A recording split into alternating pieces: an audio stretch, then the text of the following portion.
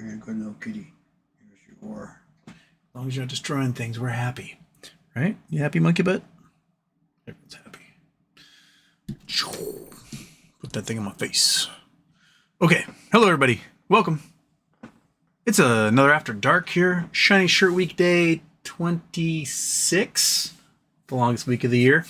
And man, the internet was all buzz about the assassination of UnitedHealth CEO Brian Thompson today. Very few people were sad about it. I wonder why people are not mourning the loss of a health insurance CEO. What could possibly be the reason for that?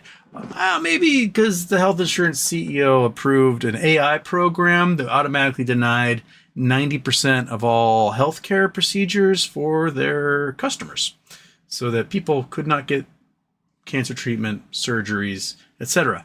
The assassination is quite interesting. It was broad daylight, busy Manhattan Street in front of the Hilton.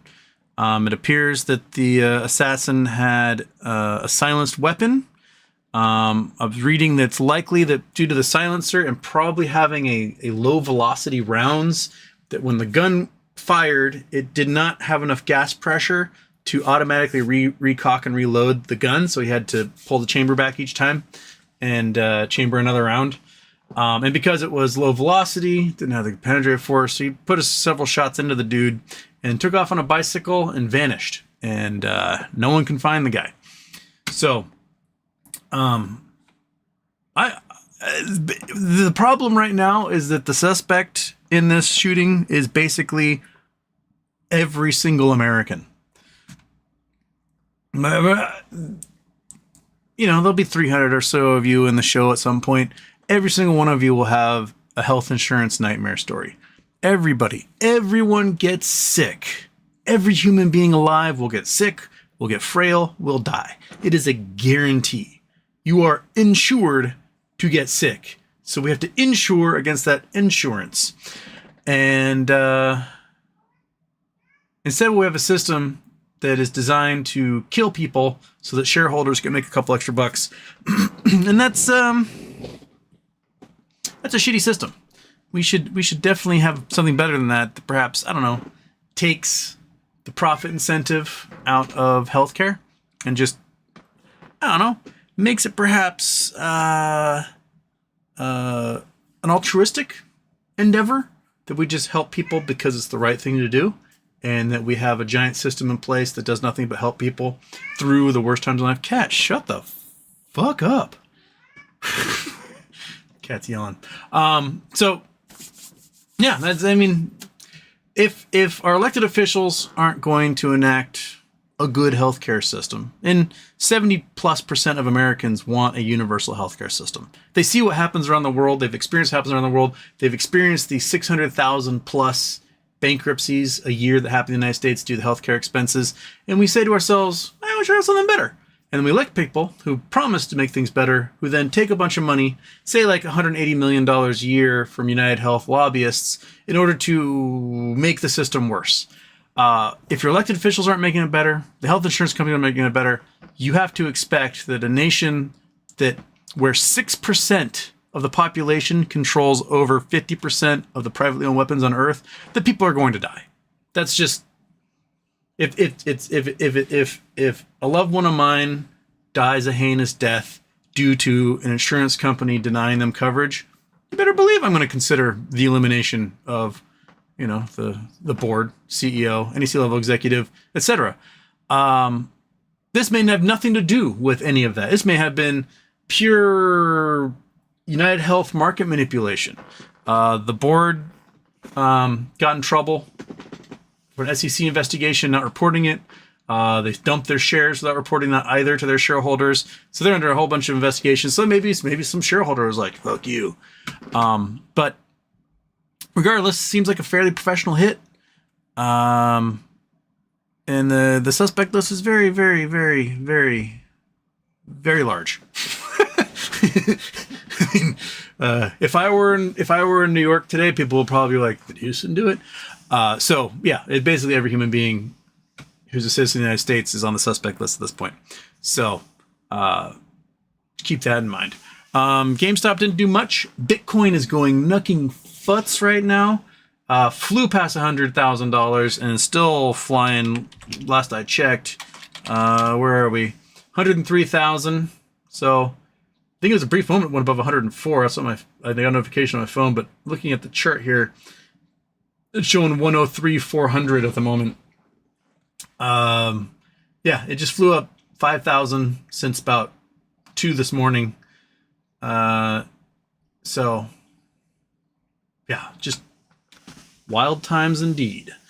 How about this?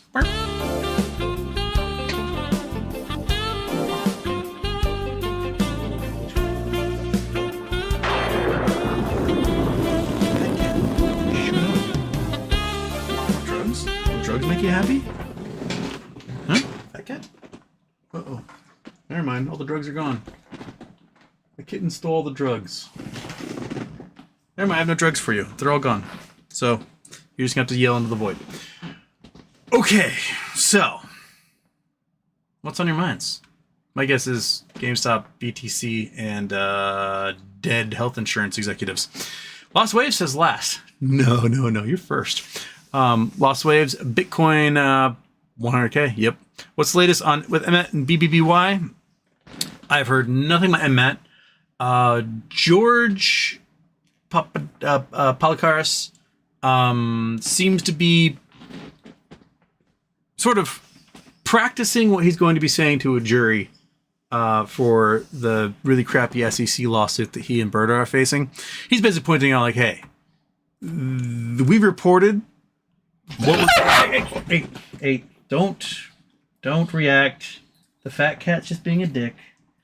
Jeez, my knees. So the fat cat was like, fuck you. Don't. You. Do not attack the dog, because then you attacked me, and now I've got a giant hole in my finger. You fuck. Don't do that. I know you're upset. You're upset because there's no drugs to give you. You're screaming like crazy, even though you're fat and have all the food in the entire world. And you're going to attack the dog for no reason? Like, what the hell are we doing here, man? I know it's nighttime. I know it's crazy. I know it's cold outside. But, like, don't. It's okay, monkey. It's okay. I got him. Yes, I'm bleeding, but it's okay. Yeah. Oh, you're going to be upset? You're going to be a little fat boy upsetness? Get up there. There you go. Very good. I get a band-aid. Took a hole out of my knuckle, ding dong. In my hand. Okay. Napkin will have to do. Yeah, you don't have a spot to sit up there, do you? Because it's all covered in computer garbage, because I've been working on the computer. What was I talking about? Oh yeah, and Matt. Palikaris looks like he is sort of practicing out, laying out the argument for the SEC to see publicly that, hey, bring this to court and you guys better be prepared, that you guys fucked up. They're like, hey, there's fraud going on. There's lots of fraud going on, and you aren't doing anything about it. And we tried, warning you that this fraud was happening, and you still did nothing. Matter of fact, we brought, all the fraud allegations to you 100%, and you were like, too late. So that's happening. BBBY, I don't know. People are thinking Thanksgiving. People are thinking the 2nd. People are not saying the 13th. Every single solitary hype date for Bed Bath & Beyond has been incredibly wrong and will continue to be incredibly wrong until it just finally happens. So, it's something has to come from it eventually. We just, don't you dare try to lick the wound on me. You made that wound, you ding dong. So that's like, to me personally, I feel as though this is something that could have emerged a year ago, and we'd be in the exact same, same potentiality right now. Making people wait longer. There better be some really, really, really good reasons. We're now past how long it took Hertz to reemerge. And some can say that Hertz was a more complicated bankruptcy than what what BBVY is. Ryan Cohen needs some action. He needs to do something at some point, because if people have to wait too much longer, they're going to lose faith in him. As I said last show, like, if you started college when Ryan Cohen bought into GameStop, you are now finishing up your first term of grad school. The Civil War didn't last this long. Like, the Confederacy was a country for a shorter period of time than it's taken Ryan Cohen to do something really cool with GameStop. And yeah, you know, you've got billions of dollars on hand. You can do stuff. And maybe he is waiting for the absolute collapse of the economy before he jumps in and buys things up. But you can still make moves now. We've outlined so many different things that they could have done to absolutely screw over the shorts, make everybody a bunch of money, and turn GameStop into a $100 billion company. And so far, like a weak little foray into NFTs, and we're selling off storefronts in Europe and closing up storefronts here. And, you know, you could offer a dividend of some kind. You could offer a crypto token. There's something you can do that would be interesting. And we've had nothing. Like, I know he's been one of those, oh, move silently type people. But when you move too silently, then people just say, oh, he's not doing anything. And I've been in this thing for 4 years, and I've got nothing to show for it. That's kind of where we are. Got bupkis to show for it. So we sit, we twiddle our thumbs, we wait, we wonder if the guy that people put a bunch of faith in is actually doing anything, or if he's just smoking a bunch of weed and posting MAGA stuff. Do something. Anything. Do fucking something. That's 741 tape. Band-Aid money. Thank you. I got 3 ones. One on the knuckle. Couple right there. And a angry little fat cat sitting on my keyboard tray right now, pretending like he's the sweetest thing in the world. But no, you're an evil little monster. And Monkey should have torn you a new one for swatting at her. But I protected you from her. Right? You're okay, Monkey. You're okay. I know. That cat was being a jerk. You were just minding your own business, buddy. I know. Okay. Danny Motes at Birthday Houston. With Gme getting pushed down, do you think that means it will pop after a profitable earnings? I mean, there will be a slow climb back up probably tomorrow, Friday, Monday, Tuesday. I mean, today is like just a little inch up. We might get close to 30 by Tuesday afternoon, and pretty sure no matter what the news are, they will readjust their assessments on like Monday or Tuesday, so that whatever they post will miss their earnings. Even though right now, I think they're projecting a 16 cent per share loss, which to me seems kind of asinine for a company that's sitting on well over $4 billion, making 10% interest on that right now, which means they're pulling in an extra $100 million a quarter off of interest, and that's only growing. So it's almost impossible for them to post a loss at this point. So they're going to beat those earnings. So there's going to be some sort of readjustment. I guarantee you, the analysts are going to readjust on Monday or Tuesday and say, oh, it's going to be a 10 cent per share profit, and then they'll hit like 6 cents per share, and then they'll just hammer it down. that's what they'll probably do. So I may do a little hedge and buy at the money puts and calls Tuesday before close, just to see which way it goes. But my guess is they'll probably just push it down, like they do almost every single solitary quarter, except for that one in 2023 where they beat earnings by like 30 cents and it flew $10. Because the analysts didn't go in and readjust everything so that they could miss it. So, yeah.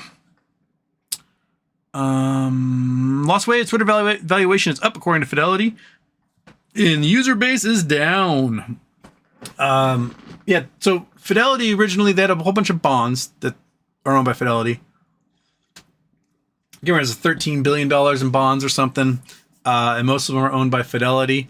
At one point, Fidelity had the company posting, "Don't you dare, fat cat! I saw you eyeball a dog."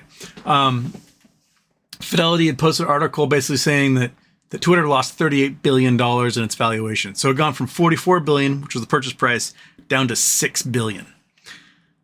Oops. But yeah, some advertisers are coming back to Twitter because they're scared of Elon. But users are leaving. They are. They went from 5 million users to, I think they're at 25 million users now on Blue Sky. Most of the news coming out about the attempted weird coup thing that happened in South Korea yesterday was happening on Blue Sky and not being posted on other social media platforms. It means the newsmakers or the news reporters are heading over to Blue Sky now. That was another weird thing. So President Yoon of South Korea, his wife is a massive criminal. She's like a financial crimes Michael Malkin type, running $60 million fraud schemes, taking bribes, blah, blah, blah. And it appears, this is all rumor, that his attempt to turn the nation into a dictatorship yesterday was specifically to crash the South Korean stock market so his wife, who's in trouble on margin, can get off the hook. That all he wanted to do was crash the prices a bit so his wife wouldn't get liquidated. What ended up happening instead was members of parliament fought the military and got inside parliament and voted 190-0 to end the martial law, and are now voting to impeach Yoon, as they should, to get his ass out of there. And some of the video footage is pretty awesome. This tiny little former newscaster, member of parliament, just like fighting with a guy, like grabbing onto his M4 and fighting with him, and takes balls, man. And there's a couple of drawbacks to conscripting every member of the populace in the military. Is one, a whole bunch of people in the military do not want to be there. They're like, I didn't want to be in the military, and now they're there. And you're being forced to like do crap against your own citizens you never want to do in the first place. Bad news. The other drawback is when you conscript every single solitary citizen in the military, when the military goes to fight with those citizens are just as trained as the military. And you saw, that one army dude reach for the dude's phone, and him just whip that guy around, shove him off, and then the army guy was like, So yeah, it looks like Yoon he's toast. So expect someone to be new president of South Korea. And you'll notice also, if you go onto Twitter, is you start to see weird posts from bot accounts and Russian trolls who are like, there is no North Korea, no South Korea, there is just Korea, which is all probably from Chinese and Russian bots. So yeah. Season 54, hunt dragons until they're a myth. I know what that means.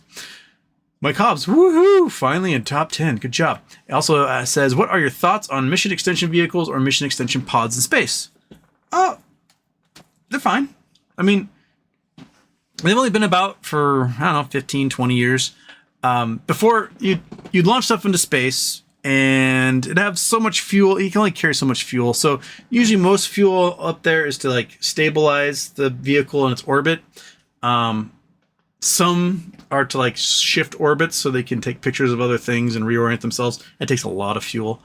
But eventually, even though you're in outer space and it's a vacuum, there are still particles out there. And those particles, even just one at a time hitting them, produce drag of some kind that eventually slow down and causes the satellite to go into decay. And it will get out of its mission spec. It will eventually fall to Earth and burn up in the atmosphere, etc. Batteries will die, electronics will fatigue, etc. And then they die. The mission extension vehicles are these basically sometimes just giant fuel canisters up there that attach themselves and push things back up to orbit. Some of them are repair vehicles, literally can like crank on things and swap out parts. But they aren't just for extending the life of these satellites. I'll tell you a secret. Some of them are there to destroy satellites. Because just like your car's mechanic can fix your car's mechanic also has the power to fuck up your car real bad. And so the 1967 Outer Space Treaty makes it illegal to have weapons in space. But If you're up there with a mechanic who just so happens to have a wrench that could wrench something off a Chinese satellite, well, that's legal. And they made a good joke of this in, if you ever watched Space Force on Netflix, the first season, they're like looking at a satellite and up in space, and they're like for mission control, and this Chinese satellite comes along and just snips off their solar panels. That's the type of shit that happens up in space with a lot of special, very expensive spy satellites. Is when they get identified, one nation or another sends their little robot repair robots out, and they just destroy it, or they spray paint on the solar panels. They knock it so it turns away from the sun and can't get any energy. They do things like that. So they served a dual purpose. One, to fix and repair satellites in space and to boost their orbits, and two, to destroy enemy satellites at will. So yeah, whether I'm for or against them, they're going to be up there regardless. So. And 9, hey, you think we need a new word for oligarch? People don't seem either know how to say the word or understand what it actually is. Robber baron. We had one for that before, so we can just call them robber barons at this point, because they're consolidating things at rates as fast as they did in the 1890s. So, yeah. Is it factory? Oh, sorry. Bill Coyne, Houston, your thoughts on of the automobile industry, swollen inventories, etc., will prices drop significantly? Yeah, they have to. People can't buy cars right now. The used market, the price in the used market is still insane because people can't afford new cars. So they can get any decent used car, they're gonna try and buy it. I think there's a market for stupid cars. If people can just produce a dumb car, doesn't need to have sat nav, doesn't have any of that stuff. Just, it's got a simple computer, it's got a simple engine, power windows, whatever, luxury, but it's just cheap and just gets you from point A to point B with a 100,000-mile warranty, like a 2002 Elantra had. That's all you need. And then if people want to add sat nav, you can go buy one off of eBay or something. So I think there's a market for cheap vehicles out there that is not being served because everyone wants to put the fanciest specs into every single model of their car, and everything's high end at this point. There's no reason a pickup truck should cost $80,000. A pickup truck should be a beefy suspension, a beefy frame, a torquey engine, and that's it. That's all you need. You don't need leather seats, you don't need automatic windows, you don't need sat nav or an 8-inch display. You just need a truck that costs $22,000 that will drive for 100,000 miles before you go get another one. And I think the automotive market is missing the ball big time on what most people want out of their cars. I don't need the navigation system and stuff. The phone does it. All I need is a little cradle I can put the phone in. It does everything else for me. I hate radios where I don't have a dial to turn the stereo up and down. Right? It's annoying as hell. Gotta look on the screen to find out where the air conditioner is. No, just give me a lever to flick open and then I can crank the air conditioner one way or the other. Mazda has actually done away with touchscreens and crap. They're like, no, it takes away from the driving experience. People like tactile response. And I think that's probably the way a lot of auto companies are going to go before they realize they fucked up. But yeah, prices have to come down.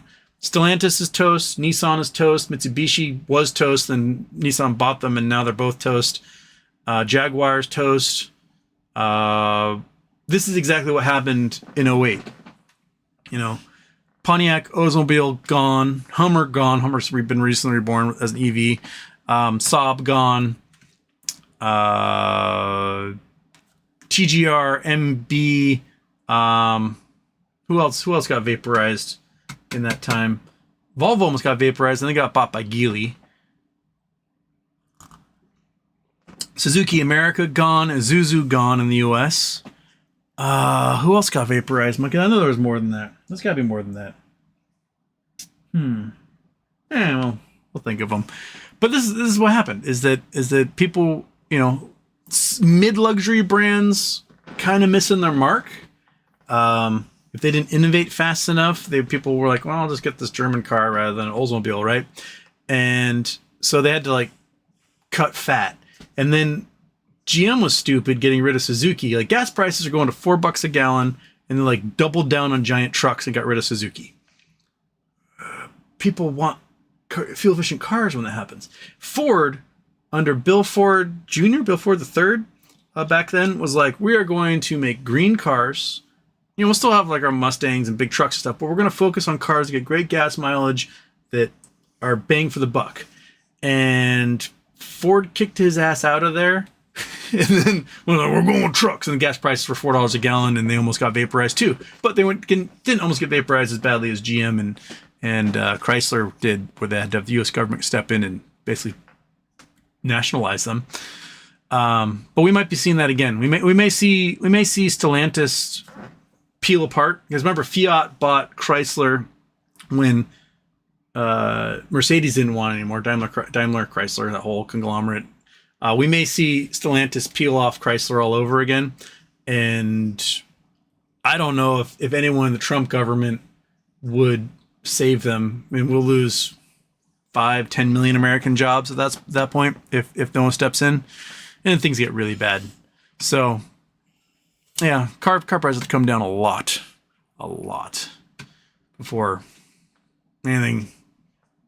sales go up. 1 in 5 cars, the monthly payment is over $1,000. That's not sustainable. That's rent on what should be a 2-bedroom in the United States, and people are paying that for a car. And then they're getting these like 85 to 100 month loans, so that after like 10-15 months your car's underwater. I read this thing. So I follow this group called Big Ultima Energy, which is hilarious. And they post about this lady who got a 2017 Toyota Camry, and she's paying $599 a month for like 400 months for a car that's, I mean, it's going to fall apart in 6-7 years anyway, and be worth $800, but she'll be paying $599 a month. Also, credit gets obliterated for this thing. And that's kind of that's where everything's going. That is what, not meeting the demands of the market and having corporate inflation does to people. Let them off. How do you come to terms with evil winning left and right? Scam coin, $100,000, politics, and the shit. Even normal people even get away with shit at work. Shake my head.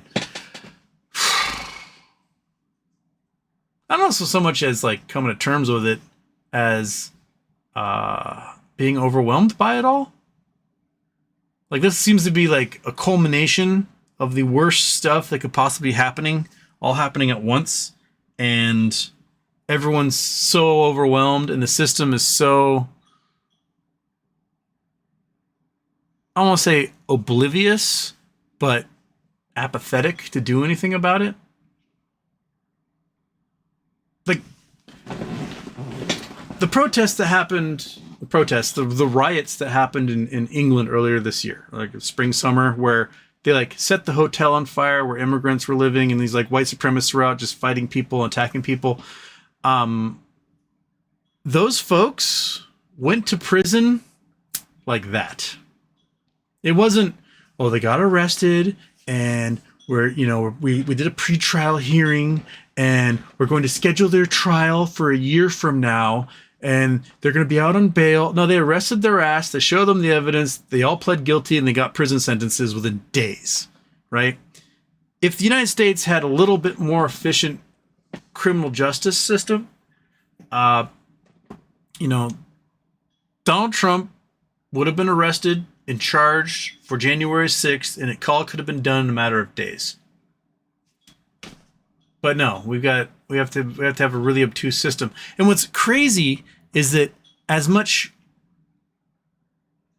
leeway as we give to the system for we gotta take this and file these documents, and when the court trials just last and last and last and last, we still falsely convict a whole bunch of people. So like, it's all done in this like, facade, this air of, I don't know, bougie arrogance that we are providing. We're going to make sure we give everyone the best, benefit of the doubt in this austere system we have, and then we just fuck it up anyway. So what good is it if a guy commits one of the most heinous acts of insurrection since the Civil War, and then Merrick Garland doesn't do jack shit about it for years? Like, what good is that to a nation? That's the type of nation that deserves a fail. If that's the competency that you're going to put out there, then yeah, we all deserve to fail. This nation deserves to fail, crumble into nothing, bring about the dystopian apocalypse we've all been expecting, and then we just get ready for that and carry around 2x4s with nails in the end or something. Because that's what we deserve.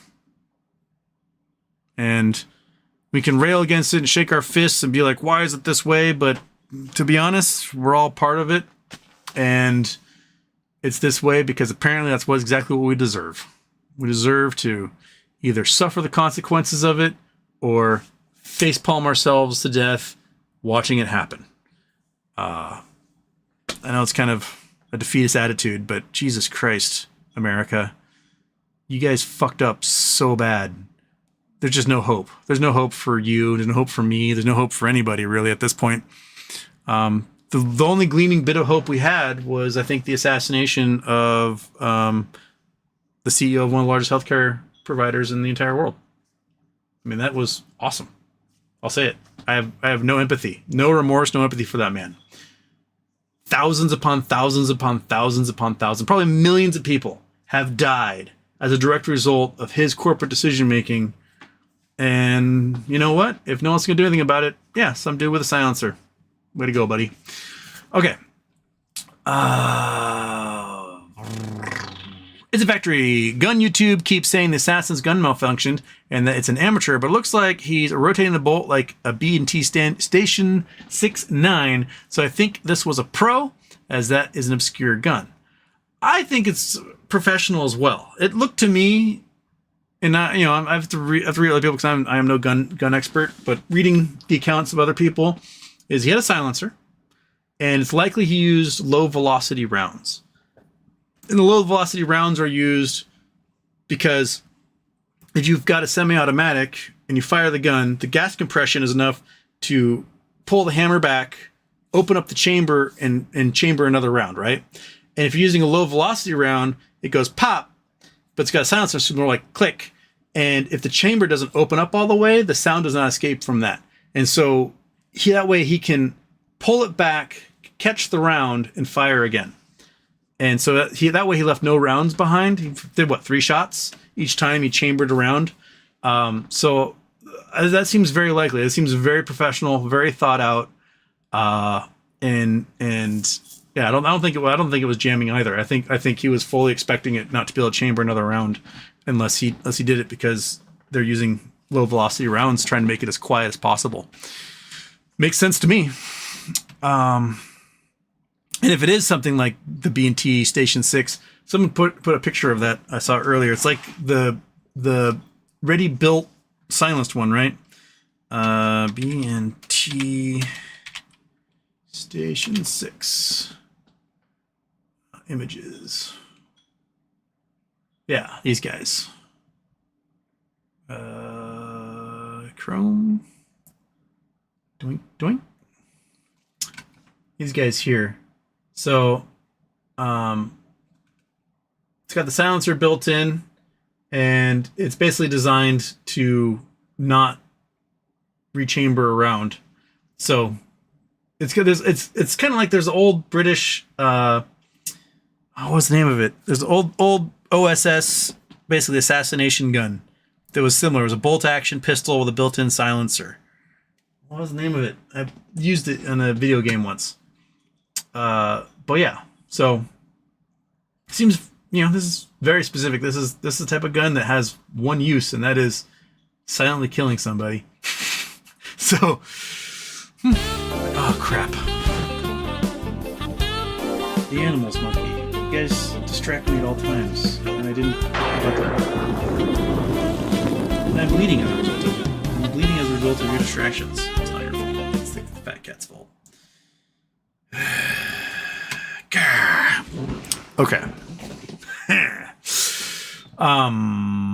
Since before, How many fates have been decided by a spreadsheet, and I'll go by cost analysis? Thousands are just a number on a sheet.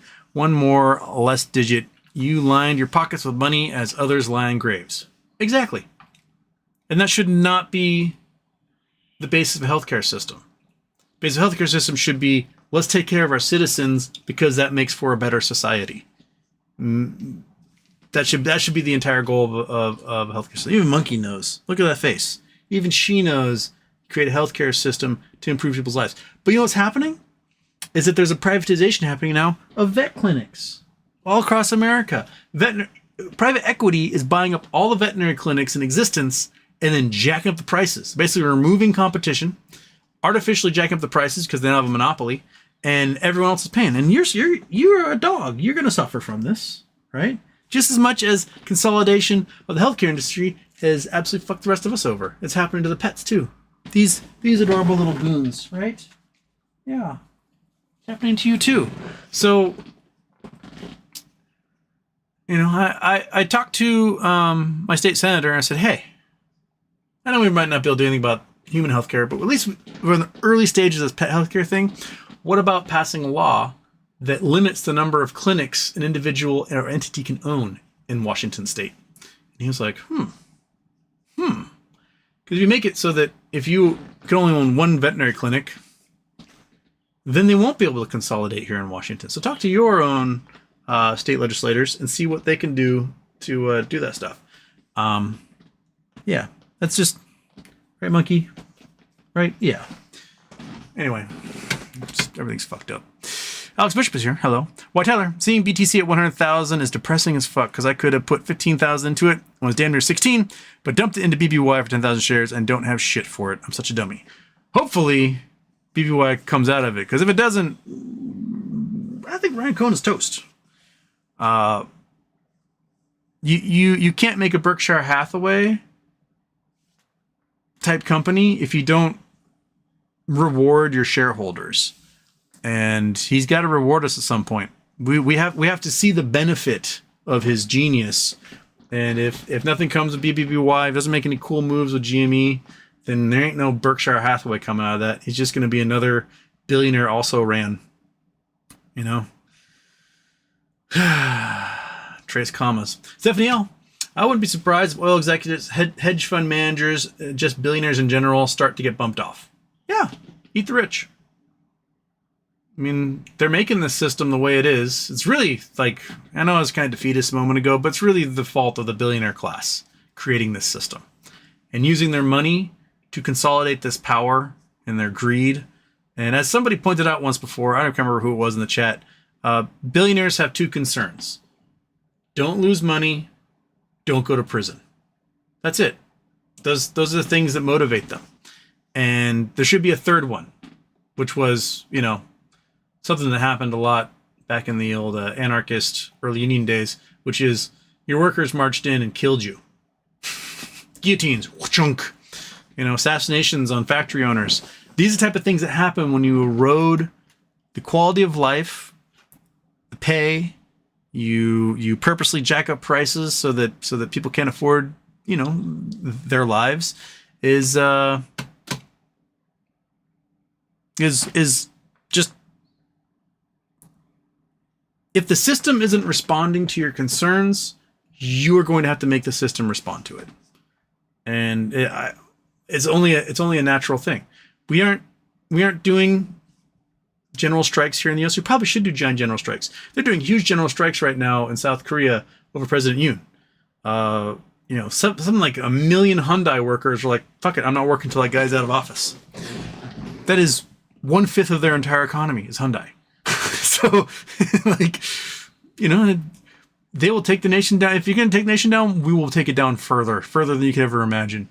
And we need some sort of system in this country so that tens of millions of Americans can say, you know, fuck it. If you aren't going to do anything to benefit me as a government, then we aren't going to do anything at all. And just general strikes, I'm a big believer in them. They work in France. They work in the UK. They work in Italy. They work in Germany. They work everywhere people do them. So yeah, I'm okay with general strikes. It's, you know, the the powers that be should be okay with them too, because the alternative is just getting rid of the powers that be. So, it's safer for everyone involved. Anxiety Lord says billionaires taste better. Probably do. I mean, they eat well and they exercise and they, get massages a lot. So they're probably like Kobe beef. Just got to corn finish them. And off the good hero. Any next hydrocarbon news? Nope. None. Did that one. What Tyler did that one. Grape Knowles, Houston. Happy birthday. How do you achieve work-life balance when you make a lot of money as a director of a smaller team, but you don't know how to set boundaries with your boss? I want to quit my job, but the money. Ooh. Honestly, without more information, I don't quite know.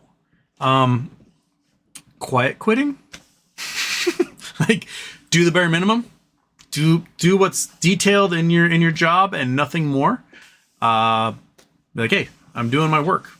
Or you can come to them and you can say like, hey, I need a better work-life balance because I'm not getting that here.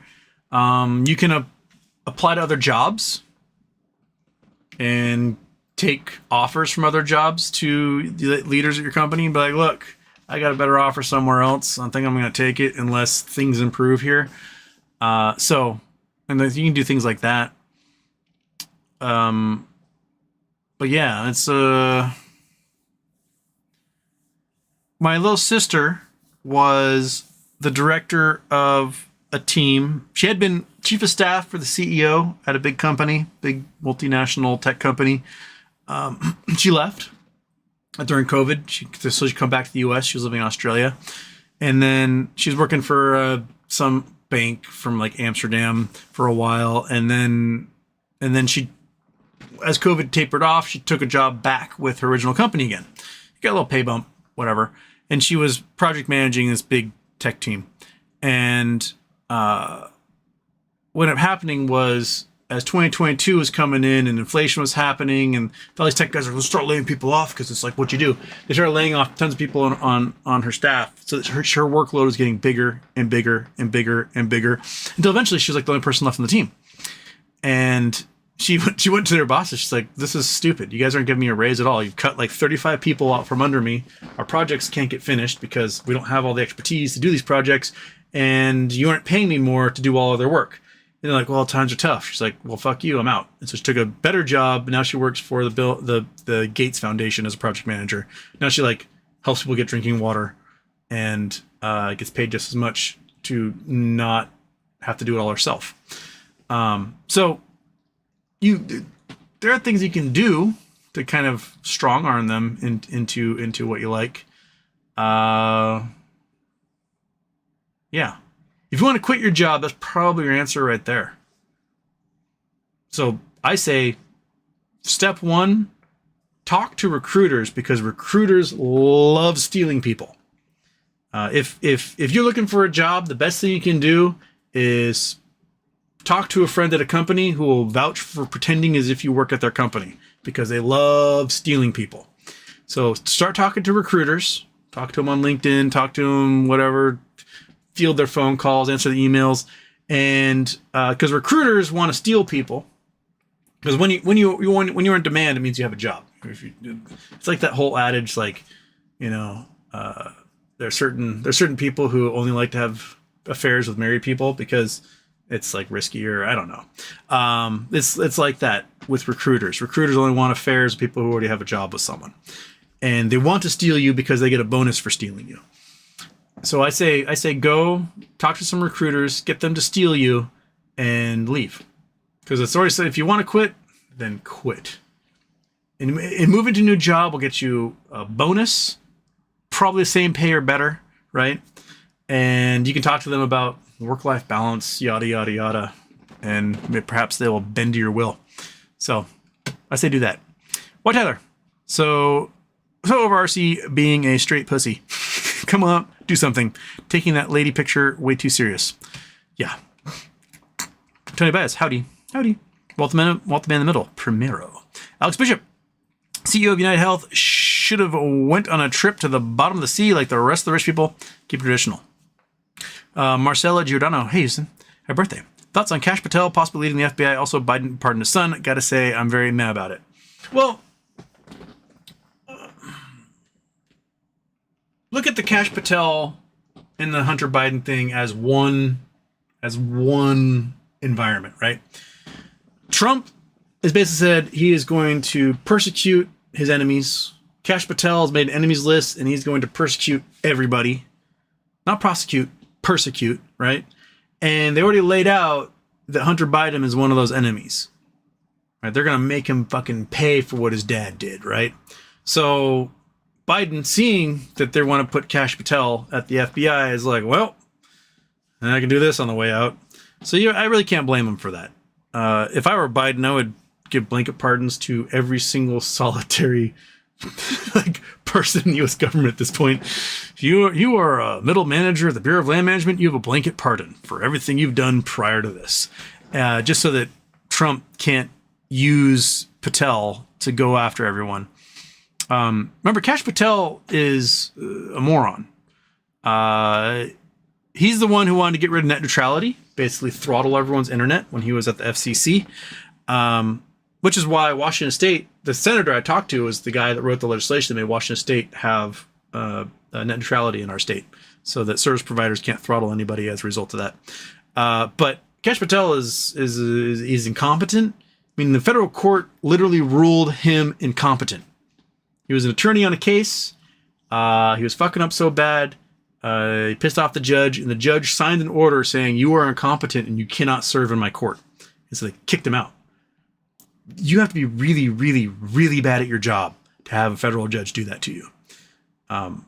They have, like, a pro se client can be tripping over their dick the entire time and fumbling, and the judge would be, like, understanding for most of that.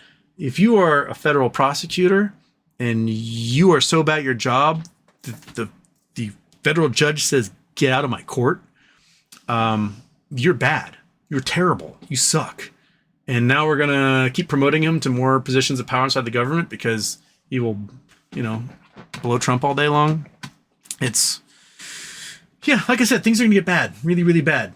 And we can hope that they won't get approval in the Senate. I mean, we got Pete Hegseth being like, well, if you guys make me Secretary of Defense, I promise I'll stop drinking. Okay, so you're just going to be a sober, alcoholic, misogynist rapist then? Because racist as well. Like, what a terrible job interview that's got to be. I know I smell of booze right now, but if you make me like the third most powerful person in America, I promise I won't drink anymore. Just what, like, we're just getting everybody out of the dumpsters at this point. This is why the next 4 years are going to be absolute trash. We had some really terrible appointees the last time around, but at least they had some qualifications, right? And when things got bad and they went, whoa, this is going to be illegal, they like quit and then they raised a stink about it. The people in this group, their job is to make things go bad. They aren't there to like make sure agencies and institutions operate smoothly. Their job is to destroy them from the inside. So when things do crash, there will be no help. People will just die in the streets. And that's what they want. Right? Right, monkey?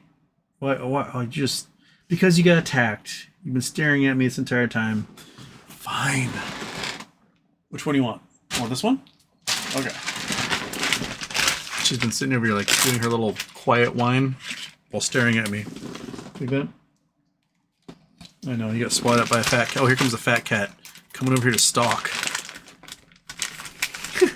He's like, running away. Let me leave that fat cat attack. Oh, there you are, buddy. Yeah, come over here and try to be nice. Yeah, after I picked you up by your nape because you're being a jerk. Yeah, it's a lot of force to pick up this 50-pound animal like that. This cat's so fat. You were just... No, don't try to go anywhere. Just sit. Ow. Okay. Rose Moon. Hi all. I left the manager a voicemail, but no dice. How's everyone? It's cool. I was talking about your job or interview. Oh man. No dice. How's everyone? It's cool. The guy got a coffee afterwards with ease. Not condoning, but just saying. I mean, just saying. Everyone needs coffee, right?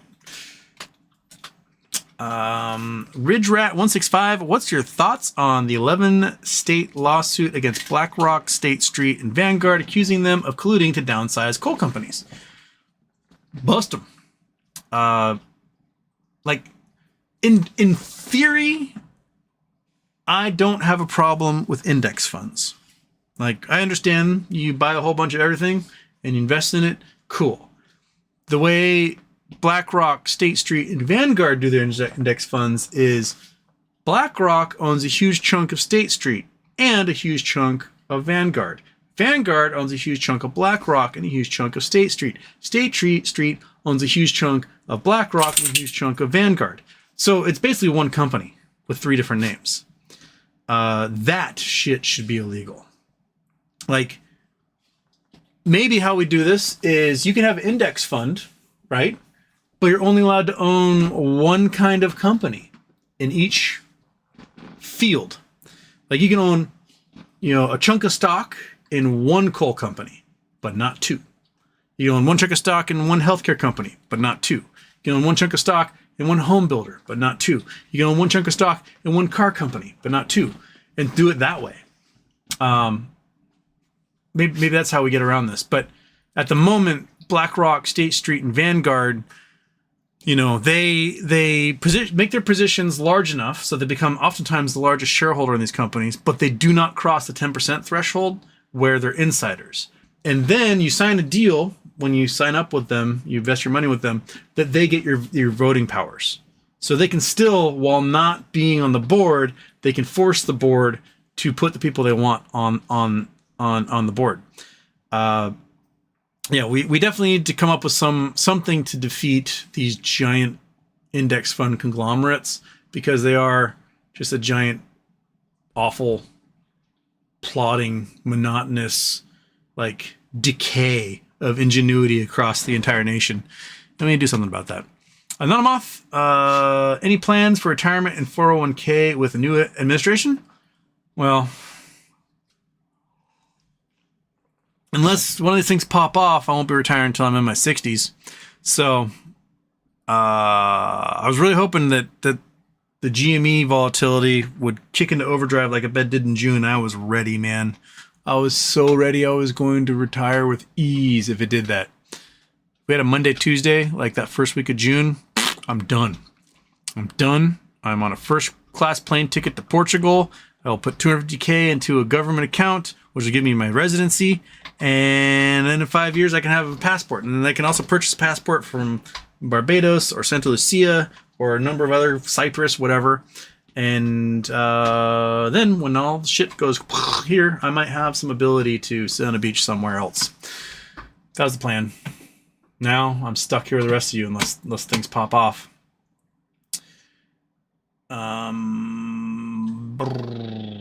Derek Horst, I lost 75 pounds since BBY. Crumb man is starving. Well, hey, at least something came of it, right? Unless you were already like 75 pounds and then you weigh nothing now. But, yeah. Rat Ridge super chats the question I just answered. I mean, thank you for the super chat. But what's your thoughts on the 11 state lawsuit against BlackRock, Vanguard, accusing them of colluding to destroy coal companies from inside? Yes, that's exactly what they're doing. They own each other. They're just one company. Like I was pointing out, Vanguard owns the other 2. BlackRock owns the other 2. State Street owns the other 2. And that's it. They are one company, basically, with 3, oligarchs running them. But yeah, I'm all for the states suing the shit out of them. I don't think we're going to see anyone in this incoming government do anything about the giant index funds, but they control so much and their money has to go somewhere, and they can only own up to 9% of each company, that they have to look for more companies to put their money into because more people keep investing. So yeah, there needs to be a limit. There needs to be a limit of how much they can own of other companies, and the fact that they should not be allowed to own each other. That's another thing, because that invites collusion. I mean, they're going to go in court and they're going to say, hey, this guy owns that guy, and that guy owns that guy, and that guy owns that guy. They are de facto colluding. And the courts can go, oh yeah, I guess they are. So yeah, fuck them. Take them all down.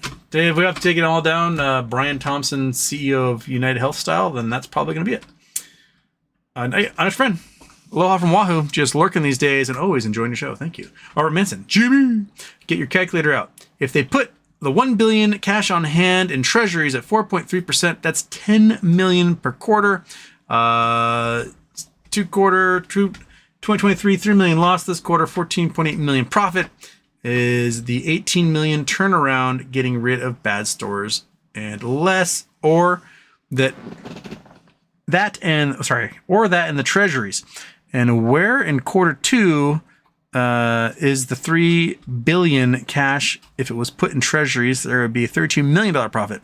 Now this quarter, there's a $3.45 billion with September at the monies, plus $1 billion they had in the treasuries. That would be $47.8 million this quarter. Do we still see both on the income statement for this quarter, or is Ryan holding back for year end? So this quarter should be 30 to 80 million, or year end with the profit they had last year of 63 million. Okay, we'll be 190 million. And oh crap, Robert, you just vanished here. Where'd you go? Robert's got a lot going on here. Where'd you go? Where'd you go? Where'd you go? Okay. And that will be 190 million. At some point, we will get a big run. The earnings per share for this quarter is 1 cent. If they report part or all of it, it will be somewhere between 19 cents and $1, way past estimates. It's coming. Yeah, I think they will be estimates. I'm hoping they beat estimates by a lot. We'll see. Because I'm once bitten, twice shy, and I'm used to them hammering down earnings, I am probably going to play both ways. Just split that difference and play both sides of that whole scenario there. Yeah. So we'll see where it goes. But I think they can definitely beat earnings. My guess is just like the previous quarter's earnings, they're going to recalibrate and like take what should be, what's that 1 cent per share, and make it, it should be 20 cents per share. So if they miss earnings by a penny, and it gives them an excuse to hammer it down. That's what the analysts seem to do a lot. I think I can actually take this thing off my finger now. Stop bleeding. Okay. Yeah. Alex Bishop is like and subscribe. N9 BTC 103K. Oof. Yep. Barry's Bit. Happy birthday, Houston. SoFi finally showing some strength. Are they? Probably stupid, Houston. Do you happen to know the exact investor meeting for Aetna? I'm asking for a reason. You know, the CEO of Aetna was the grandfather of a girl I worked with. They were very, very, well, she wasn't rich. Her grandparents were very, very, very, very, very, very rich. Her grandfather died a couple years ago. But man, it sounded like they were assholes. The granddaughter, you think if I'm wealthy enough that I've got children or grandchildren and I can pay for their college, I'm fucking paying for their college. I'm not going to put them through student loan hell. But no, it's like their only granddaughter. She has like $200,000 student loans. She got to rent basically what was like a garden shed out behind grandmother's mansion. And then she was working in a restaurant making dick. I mean, I know there's like, hey, learn to work for yourself, blah, blah, blah. But then there's also like, you own a 10,000 square foot ski and ski out in Park City. Your granddaughter's not allowed to use it. Like, what's the point of having those 20 bedrooms, man? So, they seem to be shit in their own personal life as well as leaders of giant conglomerate insurance companies. So,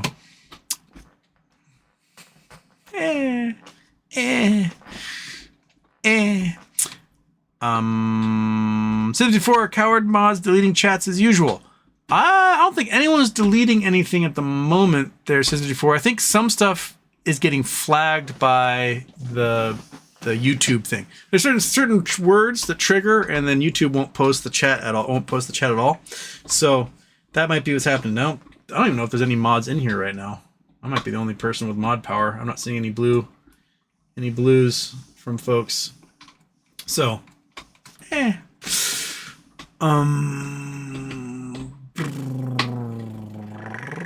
Jimneus Houston, did you read about the dude in Thailand discovered in a well? Dude injured himself and cried for 3 days for help. The villagers were too scared to go investigate because the sounds were scary. Aw. Aw. That's gotta suck. Like crying and then be like, oh, the well is haunted. Like, help. Oh no, I can't help that demon spirit. Decade Raw, Houston. Hello, Houston. You are such a cool dude. Well, it's the shiny shirts. I'm not a cool dude. It's just the fact that I own so many fantastic shiny shirts, such as this bad boy right here that is so smooth. I could just rub myself all day.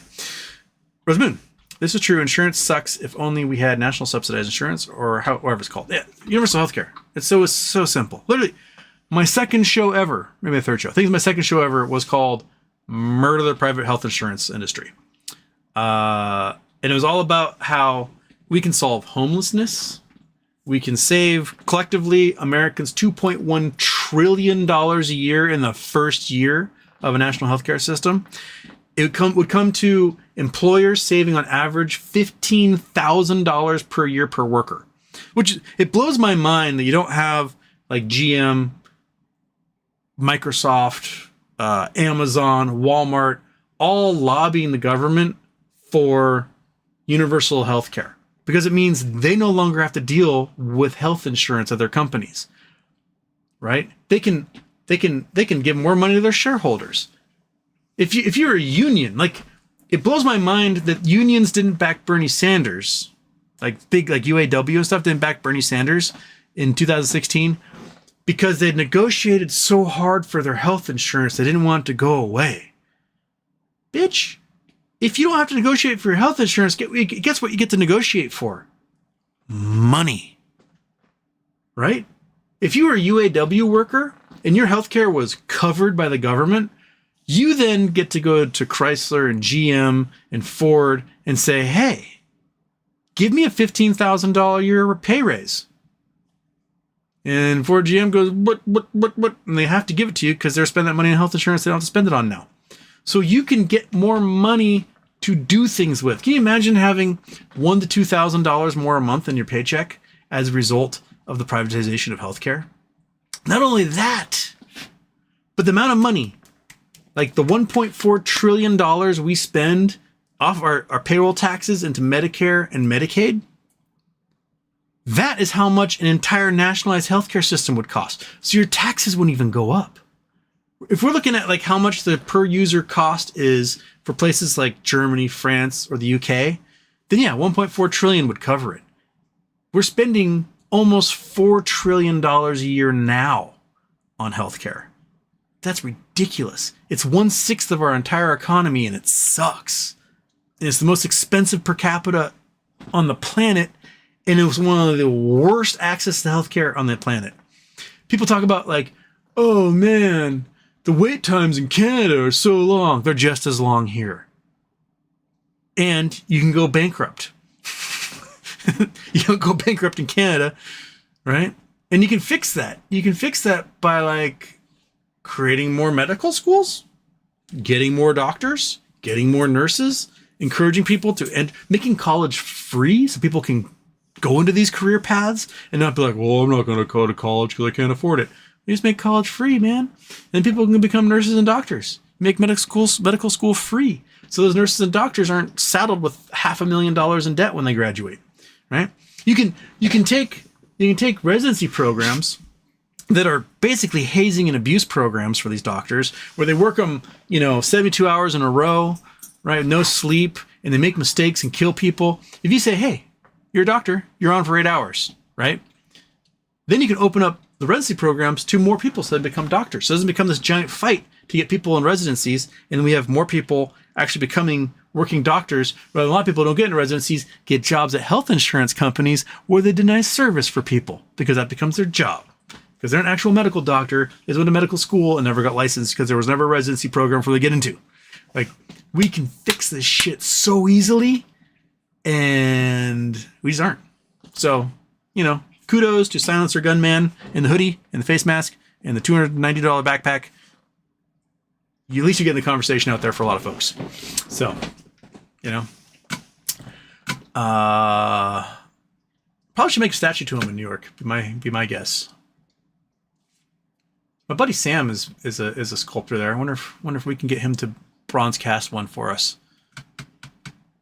Yeah, I'll ask him.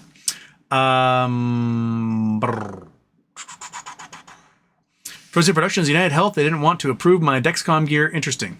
Yeah, fuck those guys, right? Takeda Raw. When do you think BBY will make us whole? Speculation, please. Ugh.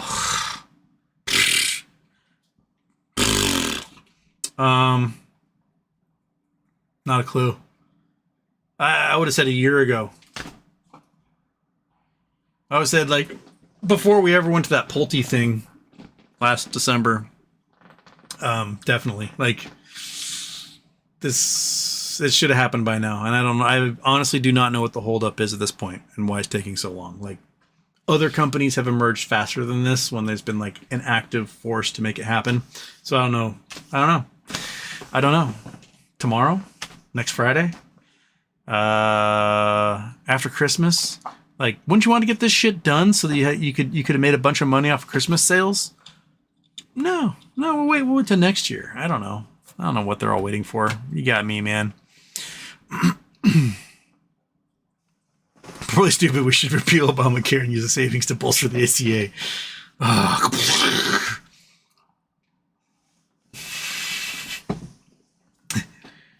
Do you guys remember when the Tea Party was a thing?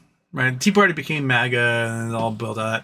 But they were going to the town hall meetings of their representatives. So every August, representatives go on vacation for the month of August, and they come back to their home districts after like vacationing in Rome or whatever, and they have a big town hall. They're like, "Oh, come join me at the, community center in East Bumfuck, and we will discuss the issues." And they go up and they give a little speech. They have like 10 people show up and they like ask some questions and they feel good about themselves and they go back to their vacation. Well, the Tea Party people showed up in their stupid battle hats with like tea bags hanging off of them and everything. And they're screaming and yelling and screaming over the fact that this Obamacare could happen and blah, blah, blah. I remember video footage of this old guy screaming at some member of the House being like, "You keep your government hands off of my Medicare." And the rep was like so stunned by the stupidity of that angry man and him trying to explain to him that Medicare is the government. Like, you have that because the government provides it for you. That their hands are Medicare. Like, that's these government hands. That's what's holding your Medicare right now. So if I take your government hands off your Medicare, you cease to have Medicare and you die. But yeah, that's the whole like, I didn't know that Obamacare was the ACA, right? And people are now realizing they're going to lose insurance. Their kids are going to lose insurance. Telling you, man, we're just going to get what we deserve at this point. Leon Noel, Kitty's declaring martial law. Right ahead. Will GME also go up since XRP is running? Well, XRP ran. It's not really running right now. Maybe it is this evening. XRP.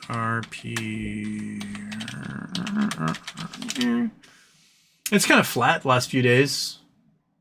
Got to 280, 285, and is now dipping. Yeah, it's not having that same graph as BTC does right now. So it's kind of hit that like $2 ceiling, and it's not even at 2017 levels at this point. Where's the peak? Was 2017. Its peak was the original peak. I think it hit like $7 intraday, and we are exact same level. So basically, if you invested $1,000 in XRP in January 6th, 2018, you would have $900 today. So that's where we are in XRP. It's looking pretty steep. I mean, it's a steep graph. Went from, fractions of a penny at the beginning, October 2017, shot up 270, and then we had that another run back in that 2021 run when BTC hit like 69,000, and a drop off. We're having that another run now. It's at 230 right now, so it's actually less than it was 7 years ago, almost 8 years ago. So, that's where it is. I saw this thing.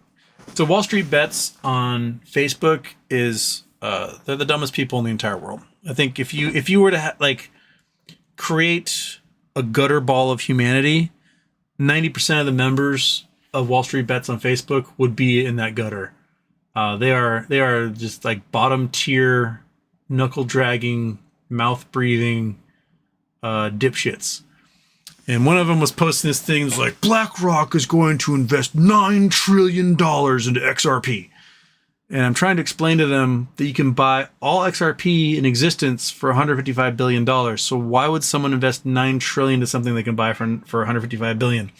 And like, no, bro, no, they're investing $9 trillion. Like that's their entire portfolio. They're not taking the 7 to 9% of every company on earth they own and just be like, fuck that. We're putting it all on XRP, baby. They're just, it can go up, there's what, 50 billion of them, and there can be 100 billion total. So it'll go up, but it's not going to go up to levels like Bitcoin because there's only 21 million Bitcoin. So, there's, you got to look at the market cap and how many are available, right? GameStop shoots to $480 million when there's 69 million of them. Now there's 475 million of them. So we're not seeing a jump to $480 in the volatility like we were seeing before, because that has to do with how many are available. And you've got to kind of take that into account. So XRP, it might go up more, but if it does, it's going to be not much. I don't think it's going to be much higher than where it is now. It's kind of, it's just, it's the whole point for it is to not be crazy volatile like Bitcoin and Ethereum. It's supposed to just be pretty stable for using as transactions. Use an actual currency. There may be coins built on its platform that are designed to do more crazy stuff, but fat guy, what's up with you, man? Hey, I'm only an hour and 10 minutes behind in the chat, so I'm at the beginning of the show here. So way to go, Houston. Colin says, cheers, Houston. Cheers. 74. The man found that an AI denying your claim was too impersonal, so he denied his claim to life in person. Now, that's customer service. What a guy. Yeah, being a CEO. So being a CEO is a pre-existing condition, so we're going to deny your claim. Charles Bronson, Houston. What did Pulte mean when he said the media will be forced to tell us about a big scam they have uncovered? A couple months ago, he said, 6 months now, it should be only 2 months till news. I have no idea. None. Do you know, Monkey? Or are you just snurfing?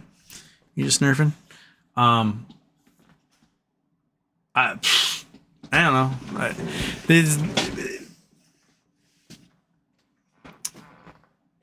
He just come out and say it. If you see a scam, point it out. That should be the rule. Not like, the media will eventually report on this thing.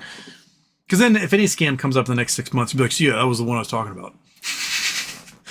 Just tell us what the scam is, dude. You don't need to protect people from the scams by not reporting the scams.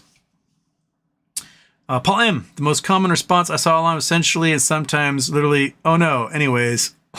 Yeah. Roseman, Woe Monkey, dogfight. Yeah. My wounds have all stopped bleeding. I'm good.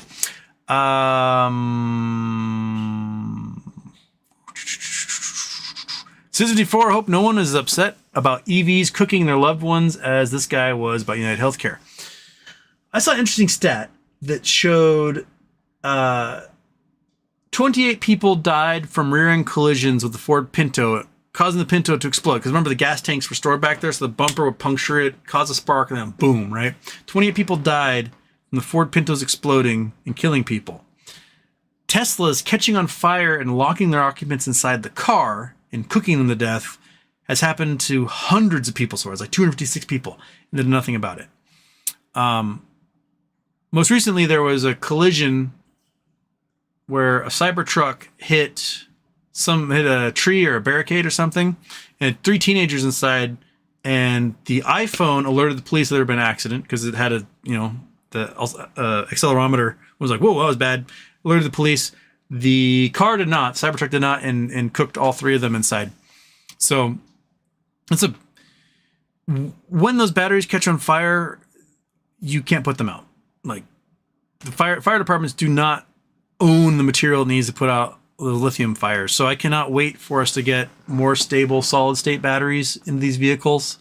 Especially, like, a lot of these things could be solved by requiring car doors to be mechanical.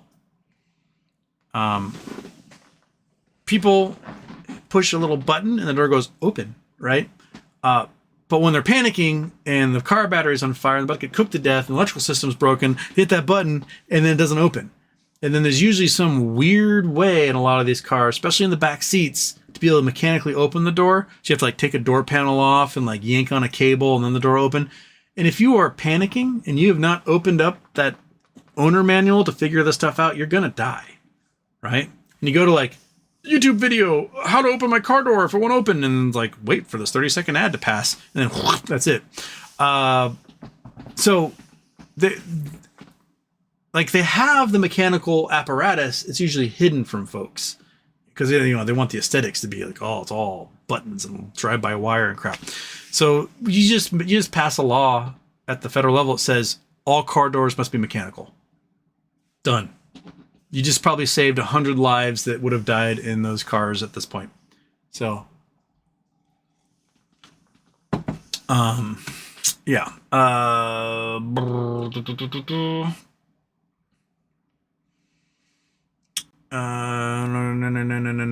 where was I? Joe Witchman, Houston, I made a live. What up? The upside down. But Joe Witchman, goddamn, it sure is sexy. It is, isn't it?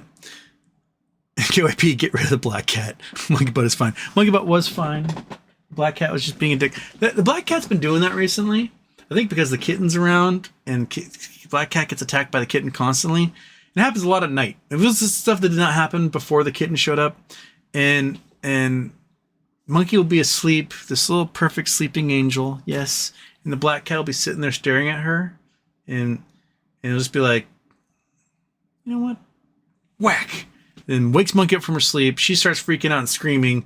I only realize I don't think Monkey's going to kill this cat. And I got to like separate her. But really, Monkey was the victim in this. And the cat's just like, look what that dog did to me. Right? It reminds me of, I went to this daycare when I was like 4 years old. Billy Nash's. Billy was a cool lady. And, it was in her house. There was like 5, 6 of us that she took care of. And every once in a while, she had to like do an errand. So she had this big old Ford LTD, like this big Crown Victoria from the 80s. And she would pile us in there and then she would go do her errands. And I remember one time, I think we're outside the post office. She's like, you can stay in the car. She went and did her post office thing. I'm in the front seat. I'm leaning over the front seat and there's the little kids in the back seat. And I had a best friend. His name was Nick at this daycare. And I was talking with Nick and there's this kid, JR. And JR is sitting there looking at Nick's face. He's looking at his fist. He's looking at Nick's face. He's looking at his fist. He finally just goes, BAM! And just punches Nick in the nose. Because he's like, basically like, I want to see what this is going to do. And Nick's nose explodes into blood. He's crying.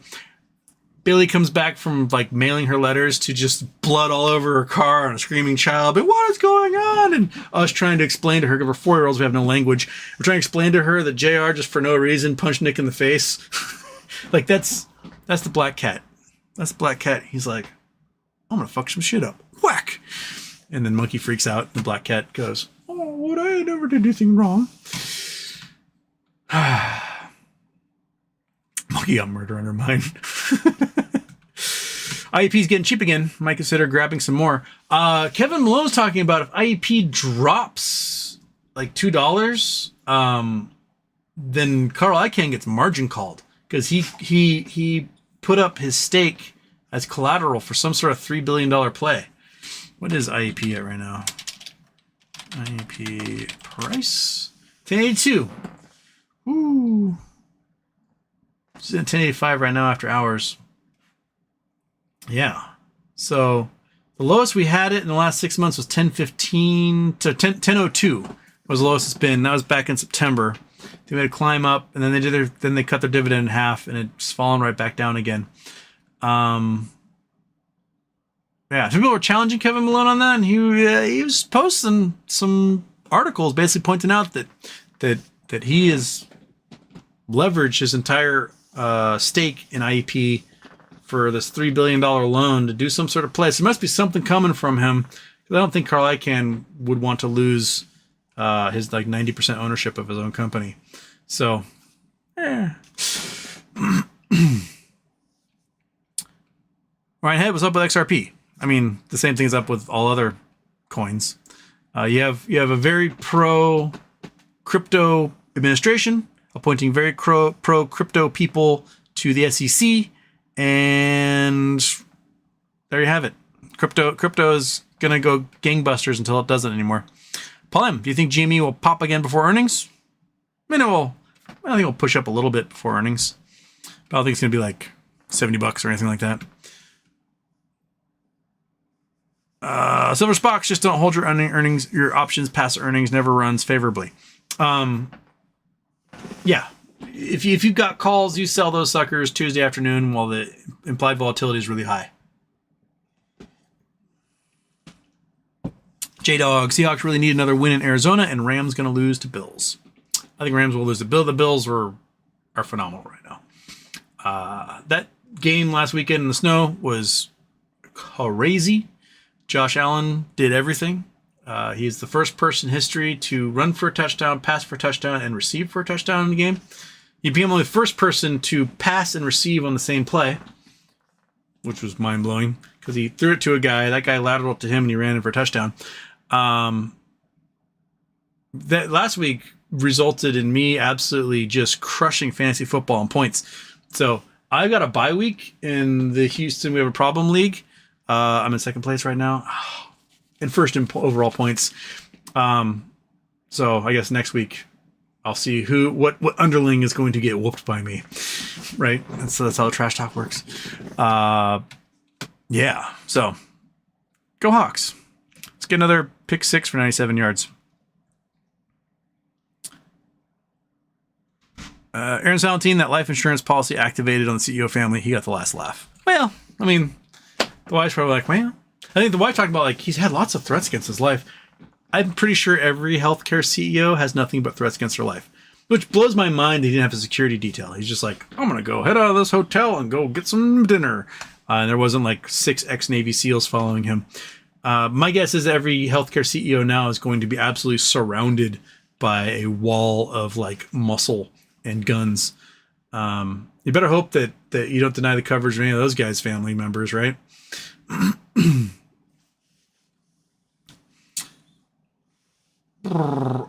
Benjamin, Saturn gone. Oh yeah, Saturn was another car company that vaporized in 08. That's right. You were correct. Lone Wolf, too bad Americans don't have balls. They don't. 74, everyone says eat the rich, but no one has the balls to take a bite. This guy did. That's why he's a hero to people at this point.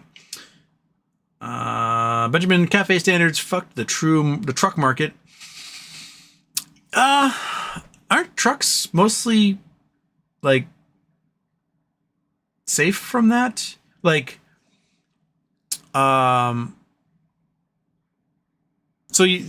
Dodge had their trucks and their cars, and they split off the trucks into Ram because you have part of the cafe standards is you have to have a fleet-wide miles per gallon for your entire fleet, and it takes into consideration all the cars and trucks in your fleet. But trucks do not have to obey those cafe standards, so they don't have to have the same mileage because they're considered work vehicles, etc. So the response for Dodge was you split them off. You have Ram and you've got Dodge. So you don't have to worry about that anymore. And Ford basically got rid of all their cars except for the Mustang, which is a sports car. So, and Ford's like, people don't buy our vehicles anymore. Well, because you were making cajillions of dollars a year from rental car companies. You'd get your Taurus, your Fusion, whatever, at the rental car company. And so rental car companies were buying millions of Ford vehicles every year. And then you get rid of all of them. And the rental car company's like, well, I guess I'll get Hyundais and Nissan Altimas.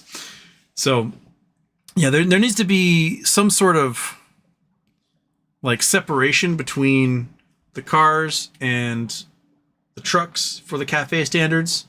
There also needs to be other things like not making 6,000 pound vehicles tax exempt, so that people are motivated to go buy the biggest hulking machine they possibly can because they can get like a $25,000 a year write-off on their lease or whatever. So there's that. Monkey butt, what are you doing? What are you doing down there? Yeah, there's definitely things we can do to fix a lot of that stuff. But the current administration's not gonna do shit. Yeah.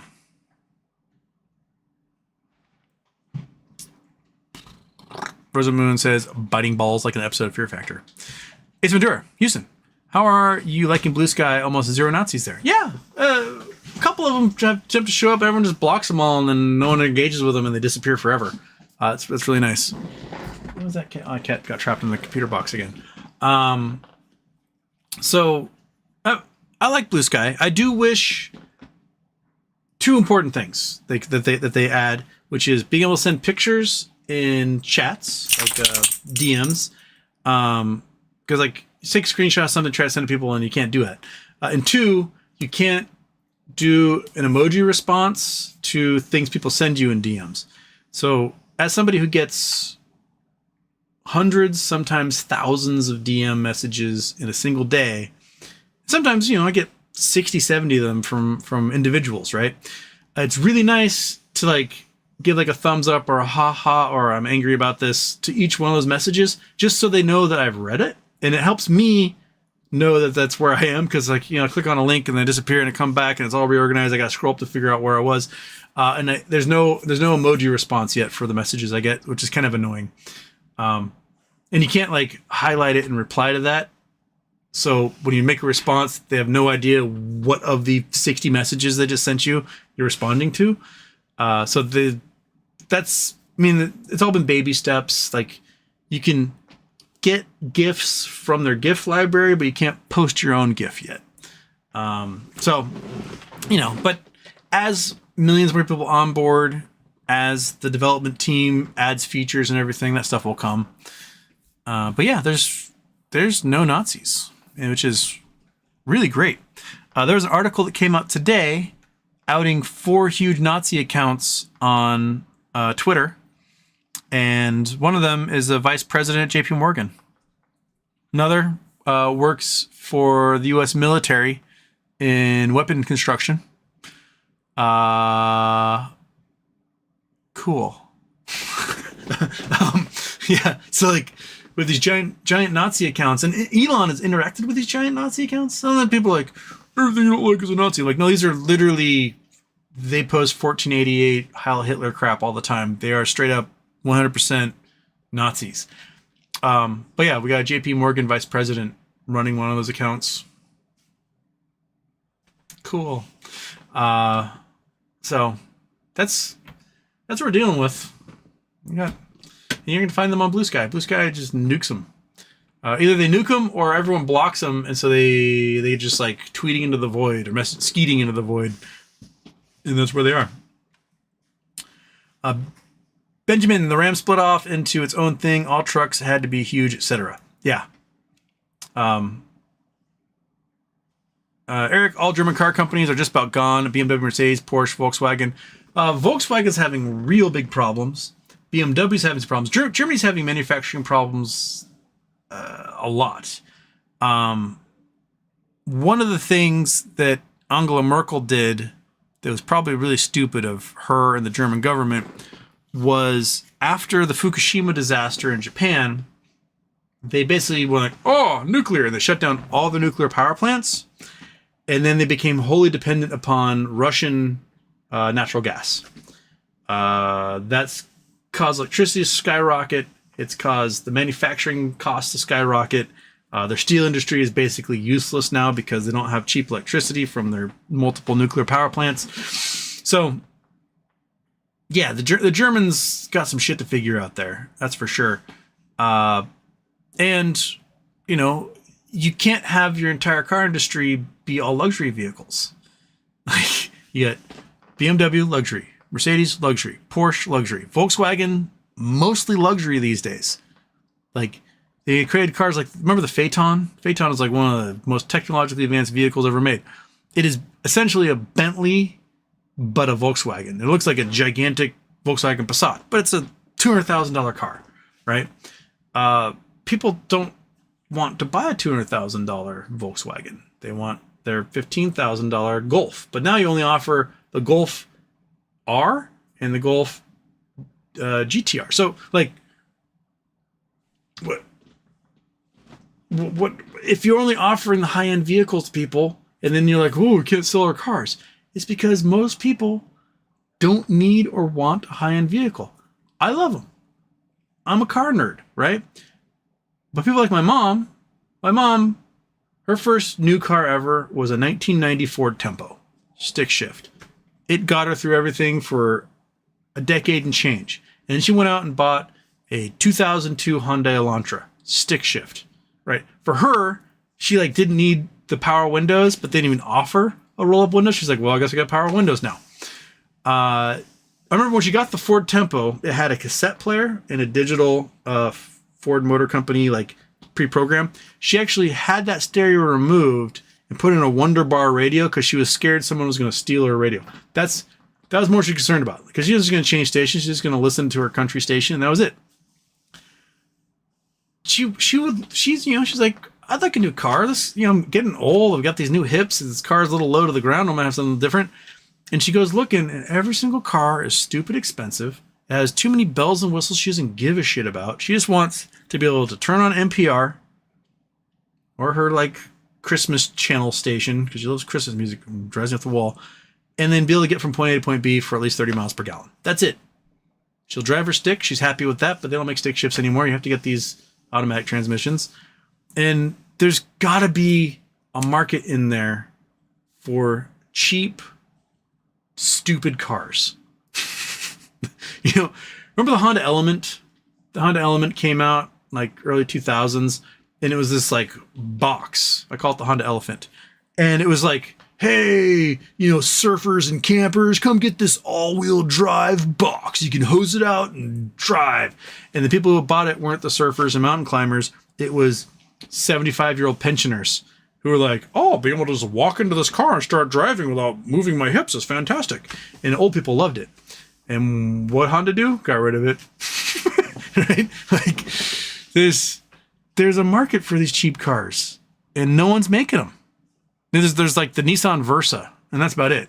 And Nissans are the cheapest cars in the entire market. Even they're having a hard time because they're putting too many bells and whistles on these things with really bad build quality. So, just a high build quality 1993 Toyota Camry. That's basically what people need in this country. Here we are. Now every car company on earth is about to get vaporized, because they're all run by a whole bunch of Harvard MBAs.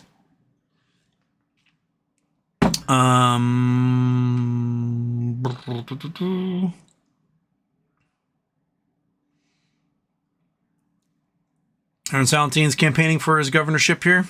The balls. I'm tired of seeing people priced out of the housing market in California, leading to homelessness. Tired of the health insurance company denying health care. Also low wages. That's why I'm running for local office in Newman, California as a Green.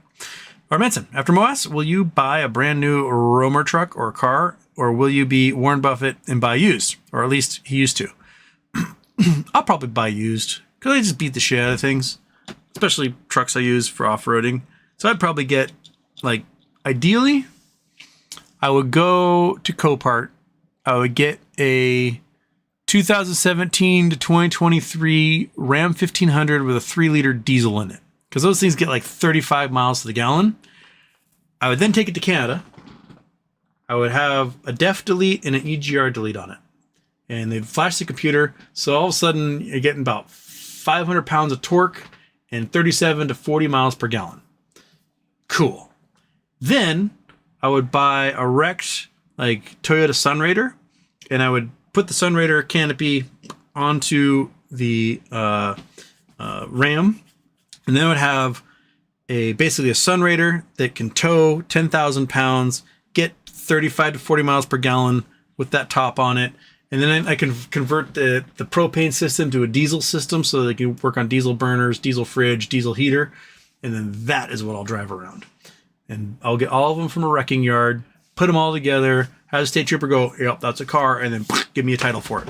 So that's how I think I'm going to do it. Because like you can do that. You can get one of those Rams, like the truck bed got dented or whatever. Pick it up at auction for $6,000 cash.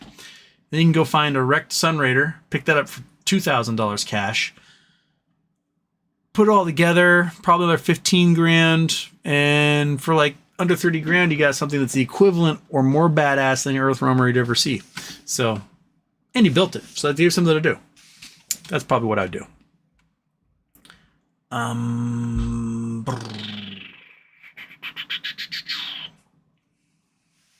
Ace Ventura, I learned if you have problems paying bills, just charge more people rent. Rosemoon, after Moa says, I'm going to pay all my debt and hope I have some left over. That's the base. That's the basis of where it should all be. Mike C. once I saw Cohen was just an immature MAGA moron. I dipped out. Knowing what we know about the majority of these CEOs that support Trump, it's probably another fraud. It's his own personal piggy bank. Ace Ventura says, Mike C. same, I won't spend another dollar on GME.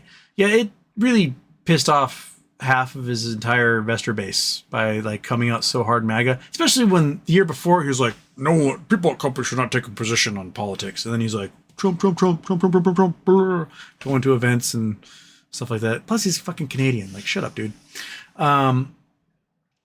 Chris Owens, RC is just reactionary. There's been no master 64-degree chess move. So tired of RC fanboys saying, let him cook. He hasn't cooked. Yeah, seriously, he hasn't cooked shit so far.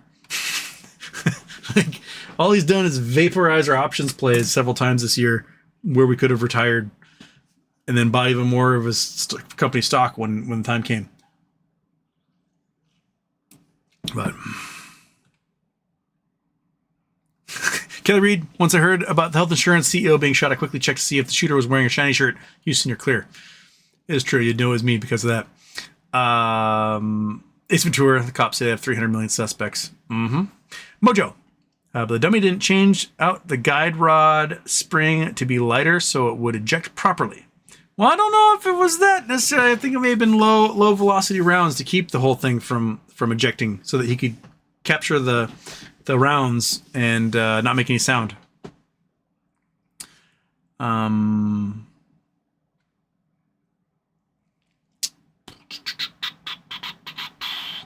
Saltine, that guy killed CEO, gun someone at the bottom of the Hudson.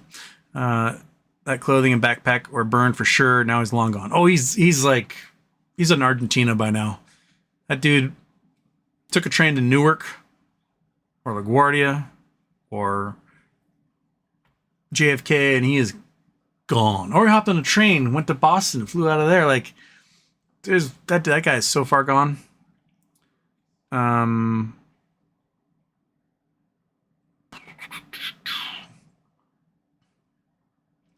It's a factory. Well Rod is the name of the OSS gun. Thank you. Yes, that was the one.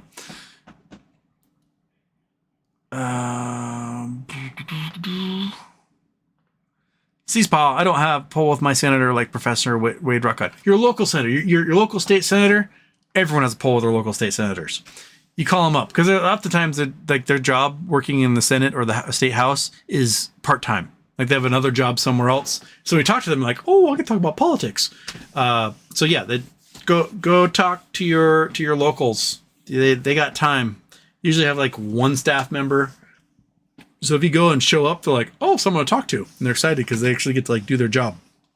Whereas the big boys, U.S. House and Senate, they got entire staffs. You got to like work your way around folks.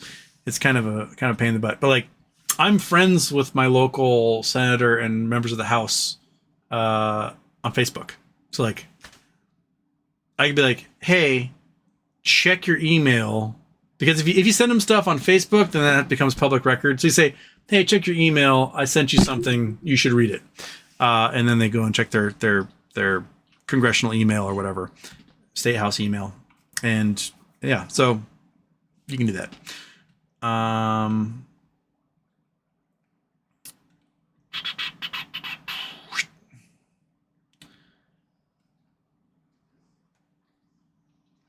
Mike C, people thought Trump was the answer, but I think desperation is really going to boil over. Mm-hmm. Desperation is a very, very powerful effector of change, as it were. Mike C, is NextBridge ever going to be a thing? I think at this point, the only way NextBridge becomes a thing is if they file an S1, do a split off. That split off goes onto the blockchain. That's the only way it's ever going to be a thing. Perhaps if they fight and get the leases back for the Oro Grande, but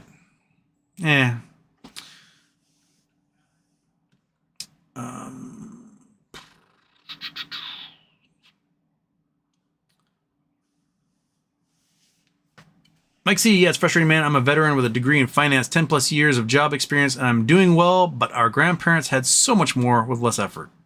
Mm-hmm. They did. like, you know, I talked about in 1974, my dad, my mom, 3 kids living in a waterfront house in Sullivan's Island, South Carolina on a $10,000 a year salary my dad was pulling down. Like $10,000 salary in a house that today costs $10 to $20 million. I think we looked that up like a year ago. Let's do some Zillow.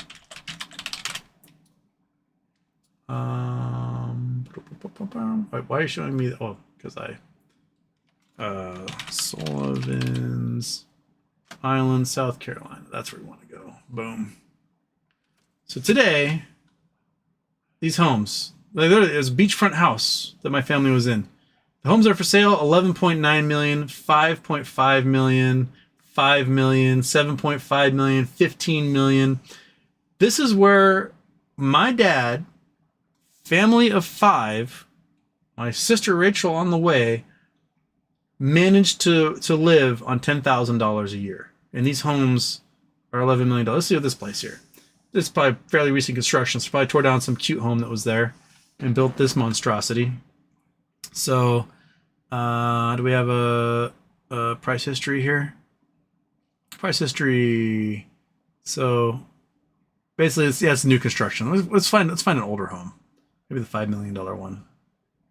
That still looks like a giant mansion. 6,000. Yes, brand new. I want older. Give me older, man. Are they all brand? Oh, this one. What about you? You ain't even a home yet. You're just a design for a home. Jeez, my knees. Okay, can I go to satellite? Okay, let's look. There's got to be an older home in here. Okay, that's $7 million. That's a tiny little city lot. Do you have price history on you? Looks like an older home. Okay, give it to me. Give it to me. Give it to me. Give it to me. Where are you? Price history.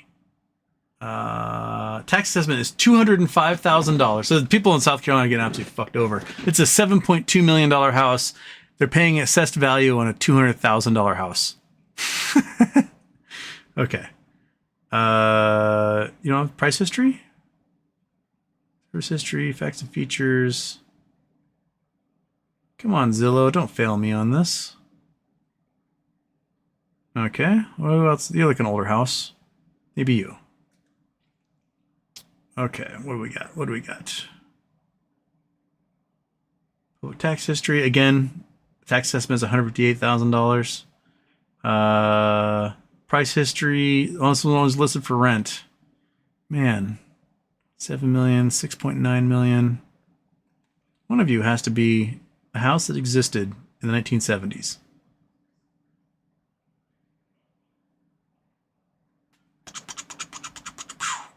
Again, tax assessment $119,000, $6.9 million house. No price history. Man. Oh, here we go. Assessed at $26,000 in 2000. Oh, man. The boomers, man. They're the last generation to fully get it. And here we are. Monkey butt. Here we are. Living the dream, right? The paycheck to paycheck dream that Peter Thiel wants for all of us.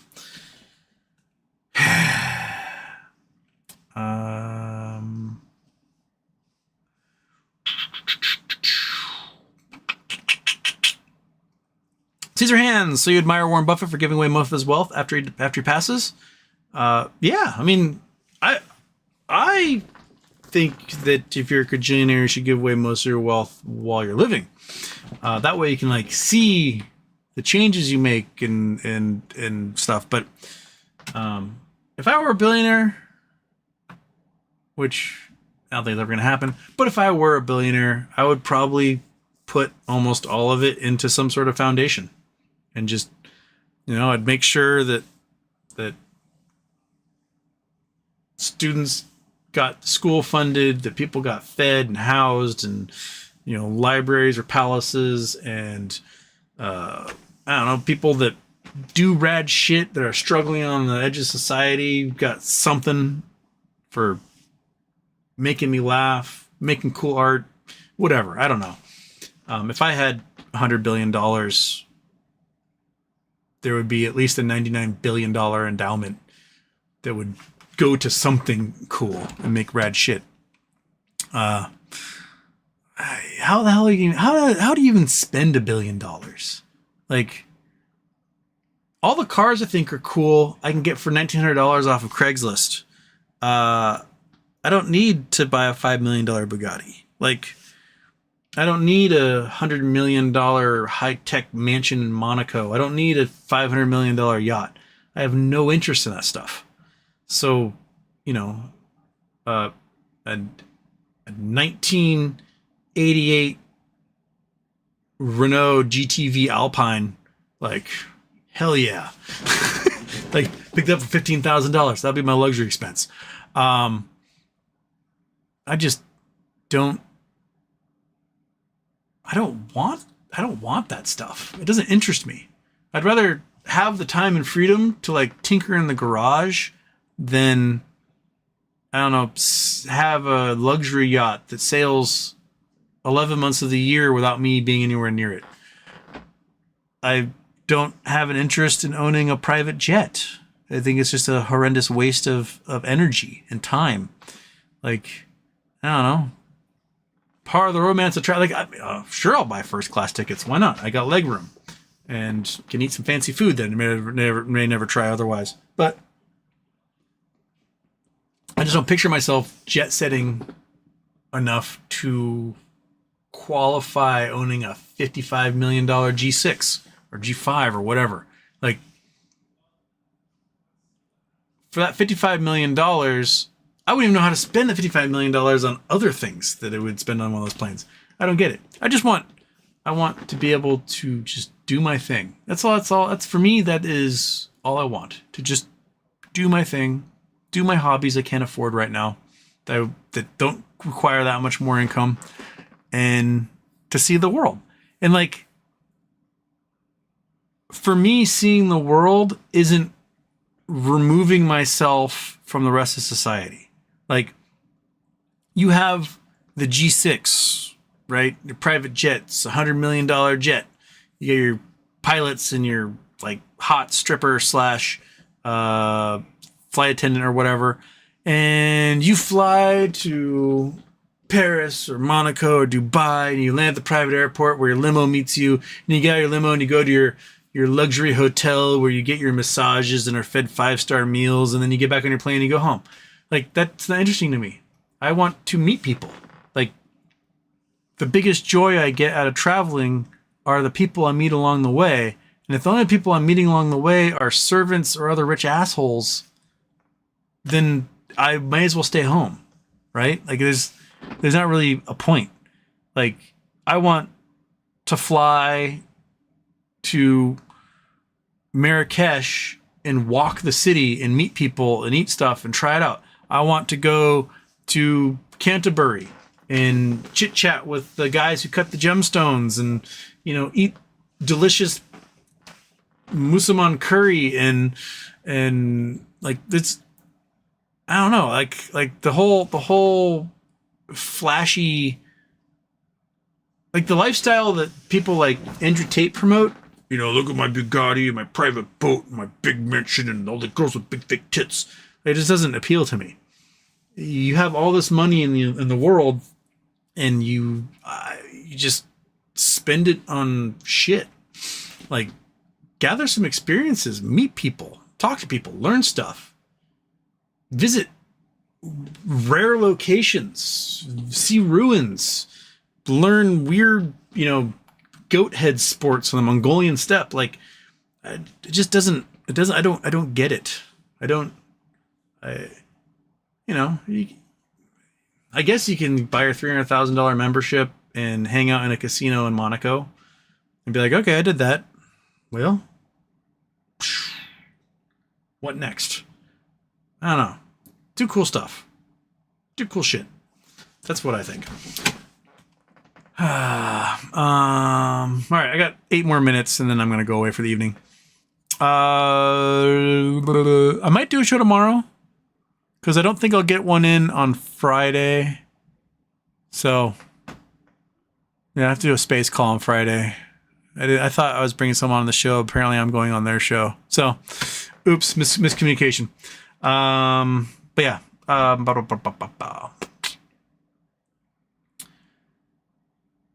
then I'm off. Billionaire just put it in the funds that they control. That's also true. Yep. A lot of them will make their charity will be their private art museum, right? So that every $400 million piece of art they buy, they donate to their museum or they whatever, and then they get huge tax write-offs. But they're the only ones who get to enjoy their private museum. There's stuff like that. What's up, Kat? You can come in and say hi. Also, we'll come up and say hi. Come on. You've been gone. No?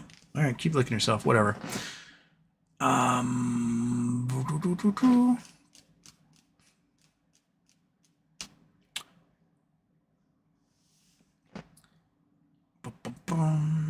Mike C, this Trump cabinet is historically bad. Oh, like worse than what Camacho would put in. Come on, dude. You gotta come up here. There we go. No, you haven't come by and visited all show today. And we wait chaos from the fat guy, but not from you. You just ate, didn't you? You're licking your chops like you just ate. You're so fat and happy. Oh my goodness.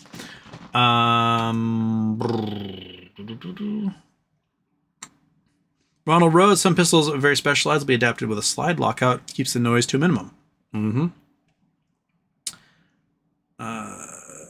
Caesar Hands, is it true Biden wants to pardon Liz Cheney and Fauci? Seems odd. It doesn't seem odd, especially when the incoming administration has mentioned that they're going to basically arrest everyone they see as an enemy.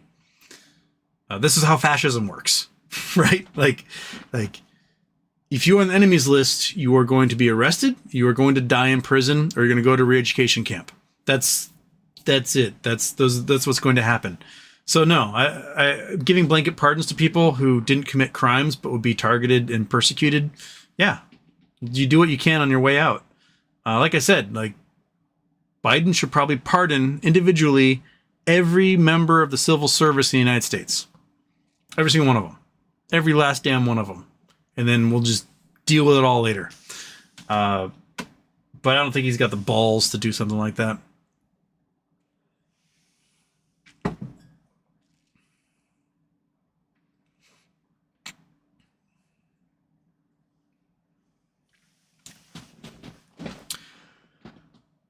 Nutty D Biz, wow, your views on blanket pardoning potential criminals to benefit your party is interesting. Remember, Patel can only prosecute those who are guilty of crimes. Only the guilty need worry.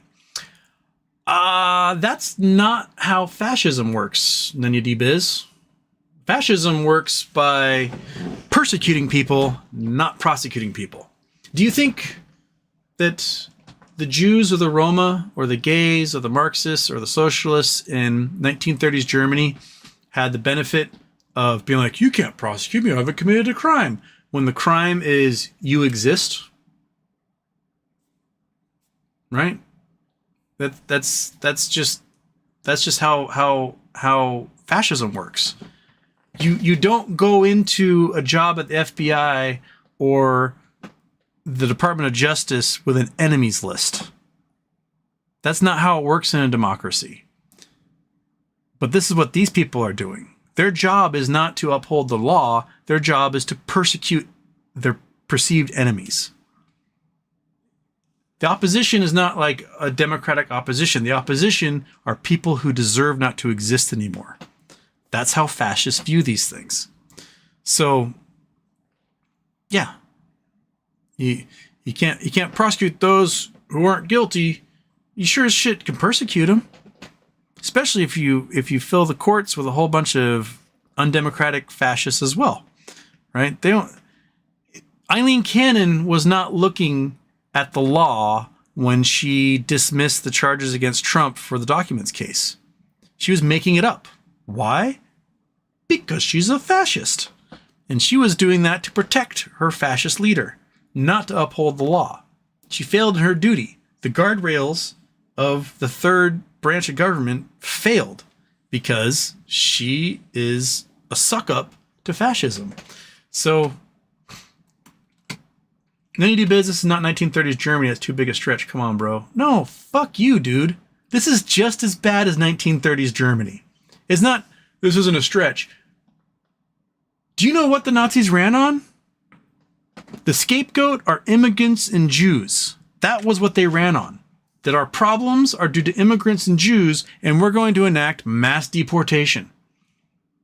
So they deported the people who weren't residents, and then they stripped the people who were residents of their citizenship and discovered there was nowhere they could deport them to. And so what happened to them? Well, you put them in camps and you put them to work.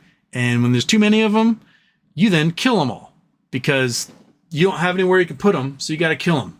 So, you don't want to run out of bullets, shooting them and putting them in mass grazing works. So we'll industrialize it and put them in gas chambers and then we'll cook them all. And that's the scale that happened. And that is exactly what the Trump administration is trying to do. Go read up on what Stephen Miller wants to do with people with Hispanic last names. They're going to turbocharge the Office of Denaturalization so they can strip people of their citizenship and then deport them to countries they don't even belong to. And if the countries won't accept them, they're going to live in camps the rest of their lives. That's exactly what they fucking want to do, dude. That's it. And being like, oh, no, that's not what they mean. That's exactly what they mean. That's what they mean. That's why they want to do it. Stephen Miller is a fucking Nazi. There is no way around that. He parties with the Nazis. He writes for their publications. He oh, hey, buddy. I know you want to come up here and just hang out. He and Richard Spencer, the most prominent Nazi in America, ran the young Republicans at Duke. They are like this, right? His own family admits he's a Nazi. The leaked emails show that he is a definite white supremacist and a fascist. And that's who's in charge of policy in the Trump administration. So, no. It's not chill, man. I'm sure, yeah. Chill, man, until your neighbors are being dragged away. Right? And then what? Well, it's not me, so I'm just gonna keep my head down, and save face. No, fuck that, dude. Grow a fucking pair of balls, point out when someone does something wrong, and don't be like, chill, man. No, it's wrong. It's 100% wrong. What they want to do is wrong. The people who voted for them are wrong. The people who are working in this administration are wrong. They're wrong. Point it out. Be a goddamn man. Show that you have some sort of semblance of a conscience. That you know the right from wrong. Don't appease the fucking fascists by being like, oh, it could be that bad. They want it to be as bad as humanly possible. That's why they created the goddamn enemies list in the first place. Right? So no, I'm not going to chill out. This is what American democracy is supposed to be about, is being able to point out when people do fucked up things and say, hey, it's fucked up.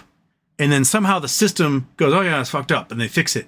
But we've eroded so much of that by making our schools as shitty as possible, by consolidating our media so that people are force-fed a whole bunch of garbage so they don't think about any of this stuff, by making book lists where kids can't read, ideas that challenge their brains, right? By scapegoating minorities, by trying to make women second-class citizens, by, making everything about, LGBT people need to go away rather than addressing the actual problems in our country. Like, seriously. Ninja Biz, I serve this country and I am a man. I gave blood for that democracy of you. You didn't give shit. Especially if you're just going to be like, oh, Trump's fine. No, you didn't give shit for this country if that's the case. All you have done is placated the powerful and been their little simpleton who will just wag your tail when they tell you to. That's it. Like, lots of people have served this country, and there's lots of people who serve this country who see what's going on and say it's fucked up, right? Just put on your fucking pants, read a goddamn philosophy book, read The Rise and Fall of the Third Reich. Just reads a fucking book, dude. Like, just, I served. Okay. What good did it do you? It obviously didn't show you what authoritarianism and fascism can bring. So, nut up. Nut up. Read a goddamn book and nut up. Because placating fascism does not solve problems. It creates them and makes things much, much, much worse. I'm sure there's lots of people in 1933 in Germany like, oh, come on. They're not going to kill all the Jews. What are you talking about?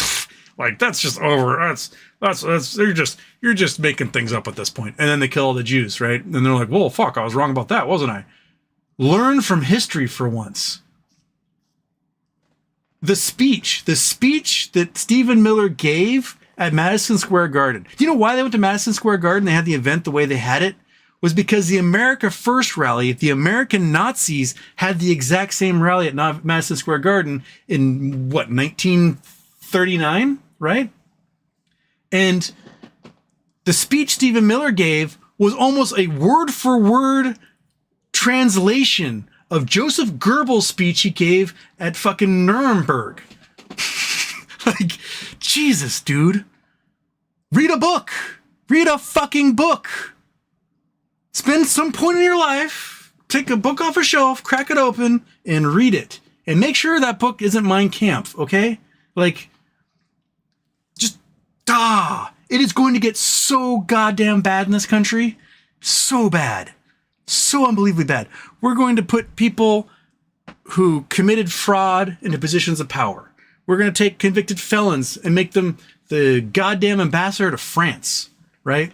We're going to take people who have enemies lists and put them as the head of law enforcement. We're going to take people who don't believe in vaccines or disease research and put them in charge of our healthcare system. We're going to take people who don't believe that Medicare should exist and put them in charge of Medicare. We already appointed a guy who doesn't believe Social Security should exist and just appointed him for to be in charge of Social Security. You're going to die starving, you're going to die poor, and you're going to die homeless if you're lucky. If you're unlucky, you're going to be in one of those fucking camps. And that's where we're going to be. So nut the fuck up, read a book, and shut the fuck up until then. Okay, that's it for me, folks. I'll see you guys maybe tomorrow. If not, I'll make a weekend show because I don't think I'll be able to have time to do one on Friday. So anyway, I'll leave you on that note. And peace. Right? Okay, one more time.